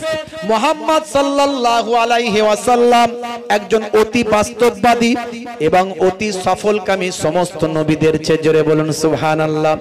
ভাই আমার, ঐতিহাসিক স্মিথ বলেছেন by a fortune absolutely unique in history, ইতিহাসের বিরল চরিত্র হলেন প্রফেট মুহাম্মাদুর রাসূলুল্লাহ। মুহাম্মদ সাল্লাল্লাহু আলাইহি ওয়াসাল্লাম ইজ এ থ্রি-ফোল্ড ফাউন্ডার, তিনি তিনটে ফোল্ডের প্রতিষ্ঠাতা অফ এ নেশন, একটা জাতির, একটা সমাজের এবং একটা রিলিজিয়াস, একটা ধর্মের। হে তরুণ যুবকেরা, সেই নবী মরে মুর্দানান, মরে জিন্দা, সেই নবীর সম্মানকে পৃথিবীর জমিনে মিটিয়ে দেবার জন্য সেদিনও চক্রান্ত হয়েছে, আজও চক্রান্ত হচ্ছে। ভাই আমার, 557 হিজরিতে দুইজন ইহুদ ভাই আমার মুসল শহর থেকে চলে গেল মদিনায়। এই মদিনা শরীফে গিয়ে হে তরুণ যুবকেরা, তারা নামাজ কালাম ইবাদত বন্দেগী সব প্র্যাকটিস করে গিয়েছিল। দেখে মনে হবে একজন বড় বড় মুসলমান ইমানদার আল্লাহর ওলি। তারা মদিনা শরীফের রাউজার পাশে একটা ঘর তারা নিয়েছিল, ভাড়া নিয়েছিল। সেখানে গিয়ে তারা থাকতে লাগলো, বহু বছর ধরে তারা সেখানে থাকতে লাগলো। ভাইরা আমার, সেখানে থাকার পরে ভাই আমার তরুণ যুবকেরা তারা একটা ছোট্ট সুড়ঙ্গ তৈরি করল। ঘরের ভিতর থেকে একটা সুড়ঙ্গ তৈরি করে সেই সুড়ঙ্গের মধ্যে দিয়ে একটু একটু করে মাটি খুলে খুলে খুলে খুলে সেই মাটি ব্যাগে করে নিয়ে মদিনার বাজারের, মদিনার হুদুদে, মদিনার বাইরে, মদিনার বর্ডারের বাইরে গিয়ে তারা ফেলে আসতো। দীর্ঘদিন ধরে, বছরের পর বছর ধরে তারা এই মেহনতটা করতে লাগলো। তাদের উদ্দেশ্য হলো একটা, রাসূলের জেসেম মোবারককে তুলে নিয়েছে সেই জায়গাকে খালি করে দেওয়া, তারপরে পৃথিবীর মুসলমানদের কাছে চ্যালেঞ্জ করা, তোমাদের নবী হলেন জিন্দা, কবরের ভিতর জিন্দা জীবিত আছে, তোমরা বলো নবীর জেসেমটা পচে না, গলে না, সরে না, দেখাও তো দেখি। চ্যালেঞ্জ করছি, তোমার নবীর কবরটা খুলে নবীকে একবার বের করে দেখা। এই হলো তাদের উদ্দেশ্য। নবী তো দূরের কথা, নবীর যারা প্রকৃত গোলাম তাদেরও জিসেম মোবারক পচবে না, গলবে না, সরবে না। জোরে বলুন সুবহানাল্লাহ। যদি আপনি চান কবরে আপনার জিসেমটা অক্ষত থাকবে, মরে মুর্দা নাই, মরে জিন্দা থাকবে, তাহলে আপনি রাসূলের আশিক হয়ে যান, নবীর সুন্নতগুলো মানুন। जमीन मैली नहीं होती, ज़मन मैला नहीं होता। जोरे हवे ना। जमीन मैली नहीं होती, ज़मन मैला नहीं होता, मोहम्मद के गुलामों का कफन मैला नहीं होता। अरे जोरे हवे ना, अरे जोरे हवे ना। भाईरा आमार, तरुण যুবকেরা আমার, তাহলে নবীর একজন গোলামের শরীর জিন্দা থাকবে, মরে মুর্দা নাই, মরে জিন্দা। যারা আল্লাহর মাহবুব বান্দা হবে, চার শ্রেণীর মানুষের কথা কোরআনে এসেছে, তারা হলো আল্লাহর বন্ধু। আল্লাহর বন্ধুরা মরে মুর্দা নন, মরে জিন্দা থাকবে। মিনান নাবিয়িনা ওয়াস সিদ্দিকিনা ওয়াস শুহাদা ওয়াস সালিহিনা ওয়া হাসুনা উলাইকা রাফিকা। এই চার দল হলো আল্লাহর উত্তম বন্ধু। নবীরা, শহীদরা, ভাই আমার, সালেহিনরা, ইবাদতকারীরা, আর সিদ্দিক মানে সত্যবাদী আল্লাহর মাহবুব বান্দারা। এই চার দলের মধ্যে দুই দল আমরা এক দল হতে পারবো না, বাকি তিন দলের ভিতরে একটা দল হতে পারবো। হে তরুণ যুবকেরা, তাহলে কবরে জিন্দা জীবিত থাকবো, আল্লাহর ইবাদত করে, রাসূলের সুন্নাত মেনে। বলুন ইনশাআল্লাহ, বলুন ইনশাআল্লাহ। পারবো তো নাকি? বলেন ইনশাআল্লাহ। মরে মাটির সঙ্গে পচে যেতে চান না মরে জিন্দা থাকতে চান? ভাই আমার, 24 ঘন্টা পরে সবচেয়ে আগে কবরে দেওয়ার 24 ঘন্টা পরে সবচেয়ে আগে কি হবে? মানুষের শরীর পেট থেকে পোকাগুলো পায়ুদার দিয়ে বেরোতে থাকবে, কারণ তারা আর অক্সিজেন ছাড়া পেটের ভিতরে থাকতে পারবে না। তারা পায়ুদার দিয়ে বেরোতে থাকবে পোকাগুলো 24 ঘন্টার মধ্যে কবরে দেওয়ার। এই বেরোতে বেরোতে দেখা গেল পোকায় ভর্তি, পুরো আশপাশের পোকায় পোকা তৈরি করবে, কবরটা স্তূপ হয়ে যাবে। ভাইরা আমার, 3 দিন পরে সবচেয়ে প্রথম নখগুলো খুলে যাবে, ঝরে যাবে, আলগা হয়ে যাবে, নখ অটোমেটিক আলগা হয়ে যাবে। 6 দিনের মাথায়, হে তরুণ যুবকেরা, চুলগুলো সব আস্তে আস্তে খুলতে থাকবে। 9 দিন পরে পেটটা ফুলে যাবে বাবা, অনেকটা ফুলে যাবে। 17 দিনের মাথায় পেটটা দুম করে বাস্ট হয়ে যাবে, ফেটে যাবে। সারা শরীরের গোস্ত পোস্ত গুলো পোকায় আর পোকায় গিজগিজ করতে থাকবে কবরের ভিতর। হে তরুণ যুবকেরা, মাত্র 60 ডেজ, 60 দিনের মধ্যে পোকায় গোস্ত গুলো খেয়ে প্রায় ফাঁকা করে দেবে। 90 দিনের মধ্যে গোস্ত ভাই আমার সব খাওয়া শেষ, হাড় হাড্ডি জয়েন্ট গুলো খুলতে শুরু করবে। 1 বছরের মধ্যে হাড় হাড্ডির কিছু অংশ ছাড়া কবরের ভিতর আর কিছু থাকবে না। যদি আপনি আল্লাহ ওয়ালা হয়ে যান, আমার আল্লাহর কুদরতি ক্ষমতায় কিয়ামত পর্যন্ত কবরে ঘুমিয়ে থাকবেন। আপনার জিসম মোবারকটা কবরে থাকবে। আপনার জিসম পোকা খাওয়া তো দূরের কথা, মাটিতেও ময়লা হবে না। আজ থেকে প্রতিজ্ঞা করুন, রাসূলের সুন্নাত ছাড়বেন না। ভালো করে তাকিয়ে দেখুন, শুনুন। সেই নবীকে জিসম মোবারক থেকে বের করার জন্য 2 জন ইহুদ মদিনা শরীফে গিয়ে ঘর ভাড়া নিয়ে বছরের পর বছর ধরে একটু একটু করে নামাজ পাটির তলায় সুরং তৈরি করেছে। নামাজ পাটির তলায় একটু একটু করে রাতের অন্ধকারে আস্তে আস্তে করে খোঁড়ে আর ব্যাগে করে ঢুকিয়ে রাখে। সময় পেলে বাইরে গিয়ে মদিনার বর্ডারে গিয়ে বাইরে গিয়ে ফেলে দিয়ে আসে। দীর্ঘদিন ধরে এইভাবে চলতে চলতে আর মাত্র কিছুটা বাকি রাসূলের রওজায় যেতে। রাসূলের রওজায় যেতে আর কিছুটা বাকি আছে। বাপেরা আমার, বাগদাদের একজন বিখ্যাত সুলতান নুরউদ্দিন জঙ্গি স্বপ্ন দেখছেন। হে তরুণ যুবকেরা, বাগদাদের জমিনে একজন সুলতান, ন্যায়পরায়ণ, রাসূলের আশিক, আল্লাহর মাহবুব বান্দা একজন সুলতান নুরউদ্দিন জঙ্গি স্বপ্ন দেখছেন। একজন নুরানি চেহারার মানুষ, তিনি বলছেন, বাবা নুরউদ্দিন, আমাকে কি চিনতে পারো না? আমি হলাম আখিরি জামানার পয়গম্বর, জগতের শেষ নবী। বাবা নুরউদ্দিন, আমার রওজাতে দুজন ইহুদি আমার জিসিম মোবারককে তোলার জন্য এসেছে।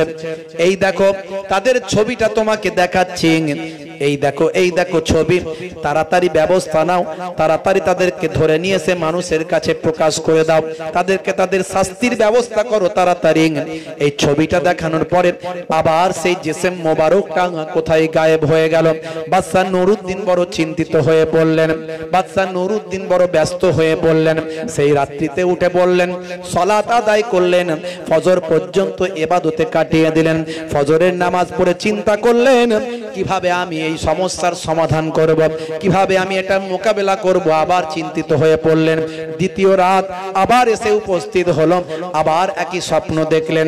আবার এই স্বপ্ন দেখার পরে বাদশা নুরউদ্দিন আবার আল্লাহর ইবাদতে মশগুল হয়ে গেলেন, নফল নামাজ, নফল জিকির আজকারে মশগুল হয়ে গেলেন।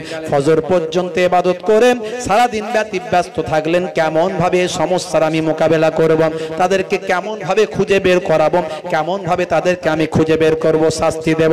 হে তরুণ যুবকেরা, হে আমার বন্ধুরা, হে আমার মুরব্বিয়ানিরা, শুনে রেখে দিন বাবা। তৃতীয় রাত্রিতে আল্লাহর নবীর জিসিম মোবারককে আবার দেখতে পেলেন। এই বাদশা নুরউদ্দিন, তুমি কি এখনো ব্যবস্থা নিচ্ছ না? আমার জিসিম মোবারককে সে তুলে নেওয়ার জন্য কাছাকাছি পৌঁছে গেছে, তাড়াতাড়ি করো, দ্রুত করো, দেরি করো না, তাদের ধরে বের করো। এই দেখো আমি দুটো ছবি দেখাচ্ছি, ছবি দুটো হলো তাদের চেহারা। এই ছবি দুটো তোমার হৃদয়ে এঁকে নাও, ভালো করে বুঝে নাও।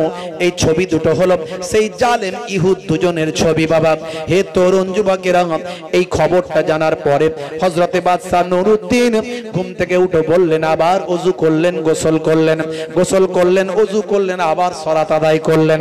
ফজর হয়ে গেল। সকালবেলা মন্ত্রীকে ডাকলেন, উজিরদের ডাকলেন, ভাই আমার নিজের সহচরদের ডেকে বললেন, তাড়াতাড়ি সৈন্য ঠিক করো, তাড়াতাড়ি আমার সৈন্য সামন্ত রেডি করো, আমি মদিনা শরীফে যাব। আমি কাউকে কিছু এখন বলবো না, কেন যাব মদিনা কাউকে জানাতে চাই না। হে তরুণ যুবকেরা, হে আমার বন্ধুরা, 557 হিজরিতে বাদশা নুরউদ্দিন জাঙ্গি 16,000 সৈন্য নিয়ে, 16,000 সৈন্য নিয়ে, ঘোড়া, হাতি, বিভিন্ন তৎকালীন যুগের ভাই আমার যা কিছু যুদ্ধাস্ত্র ছিল সব কিছু নিয়ে সোজা মদিনা শরীফে গেলেন। মদিনার মানুষেরা দেখে অবাক হয়ে গেল।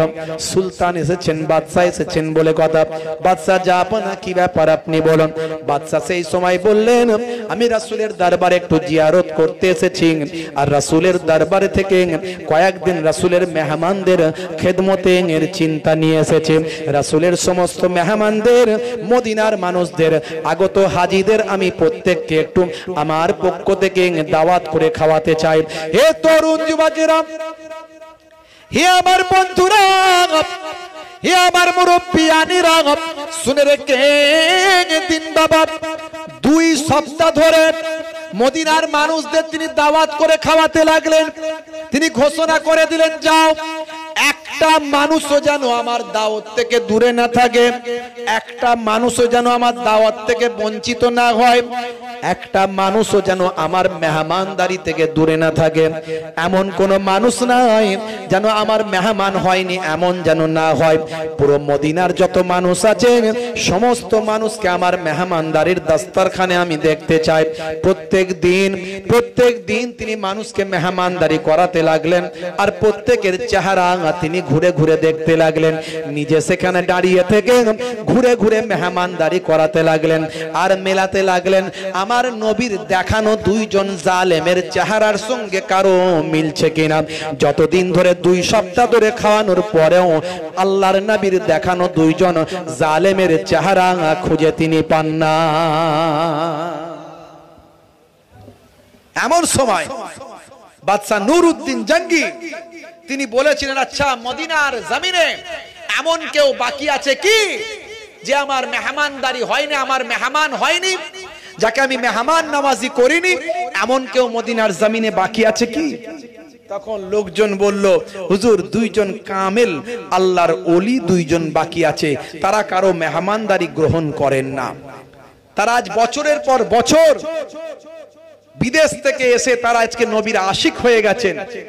খালি নামাজের টাইমে তারা বেরোন, জামাতের সঙ্গে নামাজ পড়েন, হুজুরের রওজা জিয়ারত করেন, আর সারাক্ষণ তারা নফল ইবাদতে তাদের হুজরার মধ্যে ব্যস্ত থাকেন। সেই মানুষগুলো কোথায়? বলে অমুক হুজরায়। চলো। বাদশা নুরউদ্দিন জঙ্গি চিন্তা করলেন, আসল লোক মনে হয় পেয়ে গেছি, আসল লোক মনে হয় পেয়ে গেছি।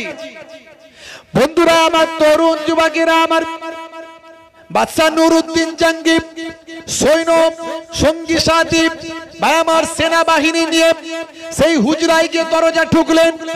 দরজা খুলে দেওয়ার পরে দেখা গেল তাদের এত বড় দাড়ি, মাথায় পাগড়ি, হাতে আসা লাঠি, তাদের একেবারে হাঁটুর নিচে পর্যন্ত জুব্বা, তাদের হাতে তাসবিহ দেখা যায়। দেখে মনে হয় আল্লাহর ওলি বান্দা। কি সুন্দর চেহারা, কি সুন্দর লেবাস, দেখে মনে হবে আল্লাহর মাহবুব বান্দা। সালাম কালাম হওয়ার পরে বাদশা নুরউদ্দিন জঙ্গি তাদের চেহারাখানা দেখে সঙ্গে সঙ্গে ধরে ফেললেন, এই চেহারায় আমাকে 3 দিন আল্লাহর নবী আল্লাহর রাসূল আমাকে দেখিয়েছেন। হে তরুণ যুবকেরা, বাদশা নুরউদ্দিন চিন্তা করলেন সেই সুরঙ্গ তাহলে কোথায় আছে একটু খুঁজি। সমস্ত লোকেদের বললেন দেখো, সেনাবাহিনীর কয়েকজনকে বললেন দেখো এই ঘরের মধ্যে কোথায় সুরঙ্গ আছে, দেখো কোথায় সুরঙ্গ তৈরি করা আছে, দেখো। চারিদিকে তন্ন তন্ন করে মানুষ খুঁজে ফেললো। তারা বলল হুজুর আপনার নিশ্চয় কিছু ভুল হচ্ছে, এরা বছরের পর বছর এখানে আছে, কারো মেহমানদারি কোনোদিন গ্রহণ করেননি। মদিনার মানুষদের বড় এরা ভালোবাসেন, এরা বড় রাসূলের আশিক। কত মানুষকে দান করে, কত মানুষকে সাদকা করেন, কত মানুষের বিপদে পাশে দাঁড়ায়, কত মানুষের উপকার করেন। এদের মতো মানুষ মদিনার জমিনে হয়নি, আর হবে না। হুজুর আপনার কিছু ভুল হচ্ছে, শুধু শুধু এই মানুষগুলোর উপর, বেচারাদের উপর তহমত দেবেন না, এদের বদনাম করবেন না হুজুর। মদিনার মানুষেরা, তার নিজের সঙ্গী সাথীরা, মদিনার খাদেমেরা একথা বলতে লাগলেন। কিন্তু বাদশা নুরউদ্দিন তিনি কোনো কথা শোনেন না। আল্লাহর নবী যেখানে তাদের দেখিয়েছেন, চেহারা দেখিয়েছেন, বাদশা নুরউদ্দিনের সে কথা মনে পড়ে যায়। কিন্তু বড় আশ্চর্য হয়ে যায়, সুরঙ্গ খুঁজে পাওয়া যায় না কেন? কোথায় গেল সুরঙ্গ? খুঁজতে খুঁজতে খুঁজতে খুঁজতে বাদশা নুরউদ্দিন বললেন কোথাও পাওয়া যায়নি। বলে না, বলে তোমাদের এই নামাজ পাটিগুলো যে বিছানো আছে, এই নামাজ পাটিগুলো একটু উঠিয়ে দেখাও। নামাজ পাটি যখন ওঠানো হলো, দেখে তার উপরে একটা মোটা প্লেট লাগানো আছে, সেই প্লেটটা দেখতে পাওয়া গেল। প্লেটটা যখন তোলা হলো, প্লেটের তলা থেকে সুরঙ্গটা দেখতে পাওয়া যায়। বাদশা নুরউদ্দিন বলল ধরো, তাড়াতাড়ি এদের বেঁধে ফেলো, মদিনার মার্কেটে নিয়ে যাও। মদিনার মার্কেটে নিয়ে গিয়ে ভাই আমার 11-20 খানা তক্তপোষ দিয়ে 20 খানা তক্তপোষের উপরে দুজনকে বেঁধে ফেলো। হে তরুণ যুবকেরা, হে আমার বন্ধুরা, দুইজন জালেম রাসূলের জিসিম মোবারক বের করার চক্রান্ত করেছিল, সেই চক্রান্ত আজও চলছে। কিভাবে আমার নবীকে অসম্মান করে, নবীর বিরুদ্ধে কটূক্তি করে, কোরআনকে পুড়িয়ে দিয়ে, জ্বালিয়ে দিয়ে, মুসলমানদেরকে সারা বিশ্বের মানুষের কাছে খারাপ করে দিয়ে, মুসলমানদের বিরুদ্ধে ষড়যন্ত্র করে মুসলমানদের হই হুল্লোড় করতে বাধ্য করিয়ে, মুসলমানদেরকে পথে নামতে বাধ্য করিয়ে। কিন্তু আজকে আপনি দেখবেন মুসলমানরা, সত্যি আমি গর্ববোধ করি, অন্যের ধর্মের বিরুদ্ধে কটূক্তি করে না। কখনো কখনো চক্রান্তের শিকার হয়ে কাউকে দিয়ে করানো হয়েছে, কিংবা কেউ সেজে করেছে, কিন্তু মুসলমান সাধারণত অন্যের ধর্মকে আঘাত করে না। কিন্তু ইসলামের উপর বারবার অন্যরা আঘাত করেছে। আমার নবীর নিয়ে সিনেমা তৈরি হয়েছে, আমার নবীকে নিয়ে বা আমার কার্টুন তৈরি হয়েছে, আমার নবীকে নিয়ে বই লেখা হয়েছে, আমার নবীকে নিয়ে কত কটূক্তি গালমন্দ করা হয়েছে। কিন্তু যত ইসলামের অপমান করার চেষ্টা হয়েছে, তত ইসলামের প্রচার প্রসার মানুষের কাছে পৌঁছে দিয়েছেন। নবীর আশিকের সংখ্যা দিনের পর দিন বাড়িয়ে দিয়েছে। জোরে হবে না ভাইরা আমার? 11 দিন ধরে ওই তক্তপোষের তলায় আগুন লাগিয়ে দেওয়া হয়েছিল। 20 খানা তক্তপোষের উপরে বেঁধে ওই দুইজন জালেমকে 11 দিন ধরে আগুন জ্বালিয়ে পুড়িয়ে মারা হয়েছিল। সারা বিশ্বের মানুষ দেখেছিল। বাদশা নুরউদ্দিন জঙ্গি সেই সময় রাসূলের রওজা মোবারকের 4-5টায় তলা থেকে বিভিন্ন ভায়ামার ওই বিভিন্ন ধাতব পদার্থ দিয়ে এমন ভাবে ঝালাই করে দিয়েছিলেন, তিনি বলেছিলেন পৃথিবীর বুকে আর কোন জালেম কোনদিন আমার রাসূলের রওজা পর্যন্ত কিয়ামত পর্যন্ত যেন পৌঁছাতে না পারে, তার ব্যবস্থা আমি বাদশা নুরউদ্দিন করে দিয়ে গেলাম। ভাইরা আমার, তরুণ যুবকেরা আমার, বাপ আমার, সেই রাসূলকে ভালোবাসুন। সেই রাসূলের বিরুদ্ধে এত শত্রুতা, আর আমরা যদি রাসূলকে ভালো না বাসতে পারি, রাসূলের সুন্নত যদি মেনে না চলতে পারি, তাহলে কাল কিয়ামতের দিনে আমরা কেমন করে শাফাআত পাবো? মনে রাখবেন, অনেক সুন্নতের কথা আমি বললাম, অনেক সুন্নতের তথ্য আমি দিলাম। সবচেয়ে বড় সুন্নত মুখের দাড়ি। সবচেয়ে বড় সুন্নত কি? মুখের দাড়ি। কবরে চলে গেলে কোন সুন্নত দেখা যাবে না। যতগুলো সুন্নত বলেছি কোন সুন্নত দেখা যাবে না, একটা সুন্নত দেখা যাবে, সেটা হলো মুখের দাড়ি। এই দাড়িটা আপনি যদি রাখেন, বাবা মার ছোট হলেও যদি রাখেন নবীর ভালোবাসায়, নবীর ভালোবাসা যদি ছোট হলেও রাখেন। এখন তো নায়ক গায়ক নেতা মন্ত্রী খেলোয়াড় প্লেয়ার ফুটবলার ক্রিকেটার বিভিন্ন অথার পণ্ডিত তারা মুখের দাড়ি রাখছে। মুখের দাড়ি হলো মুখের সৌন্দর্য।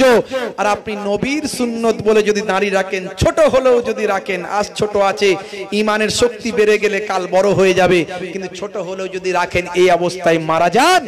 মুনকার নাকির ফারিস্তা যখন কবরে এসে বলবে মান রব্বকা, দেখতে পাবে মুখে দাড়ির দেখা, হতে পারে এই দাড়িটা হবে আপনার নাজাতের জারিয়া। জোরে হবে না? আর জোরে হবে না? হাসি মুখে কথা বলুন, এটা নবীর সুন্নত।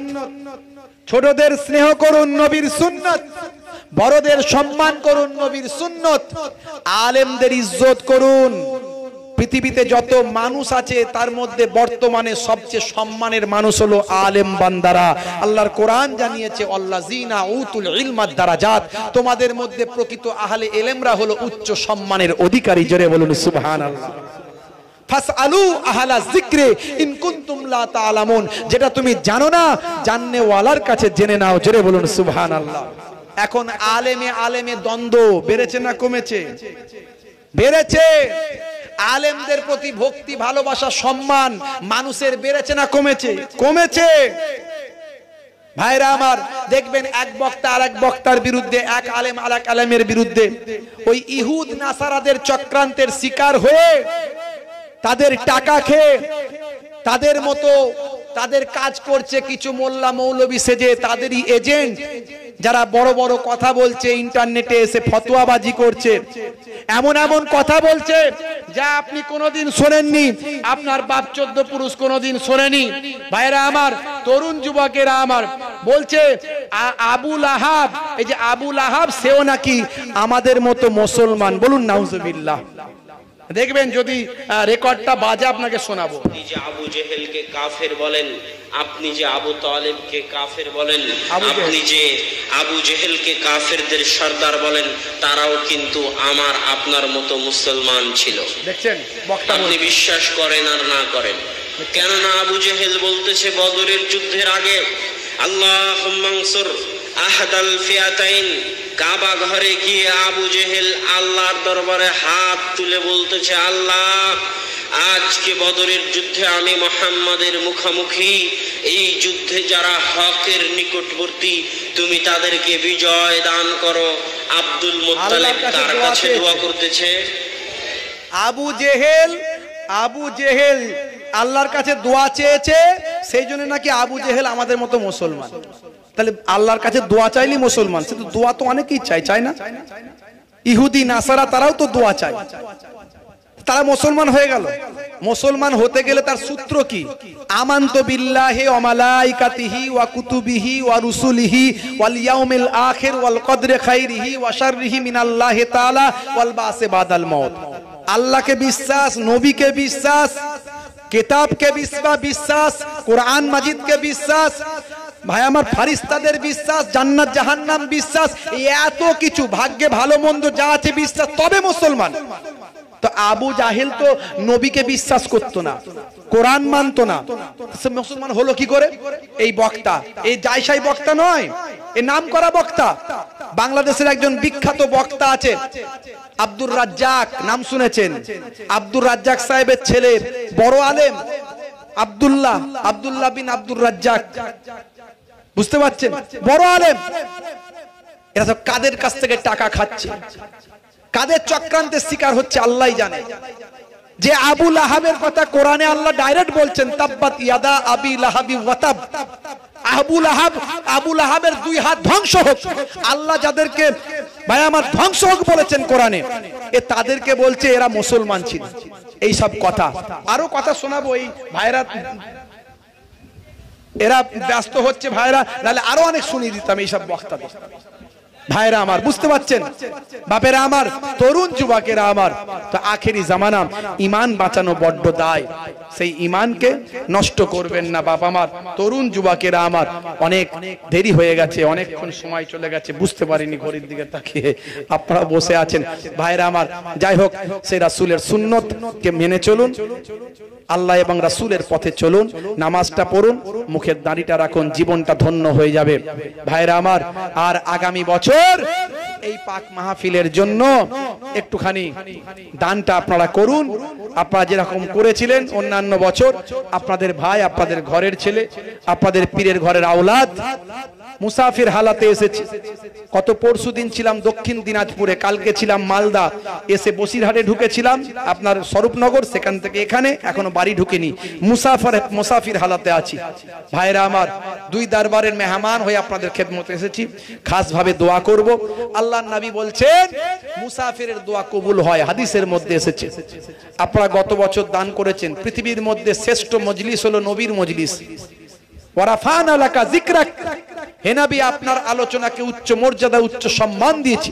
সেই নবীর আলোচনার মজলিস, সেই নবীর আলোচনার মজলিসে আপনি যদি দান করেন, আল্লাহর কোরআন বলছে মান জাআ বিল হাসানাতে ফালাহু আসরু আমসালিহা, বান্দা একটা হাসানা করবি 10টা নেকি পাবি, এক দিলে আমি আল্লাহ তোকে 10 দিয়ে দেব। জোরে বলুন সুবহানাল্লাহ।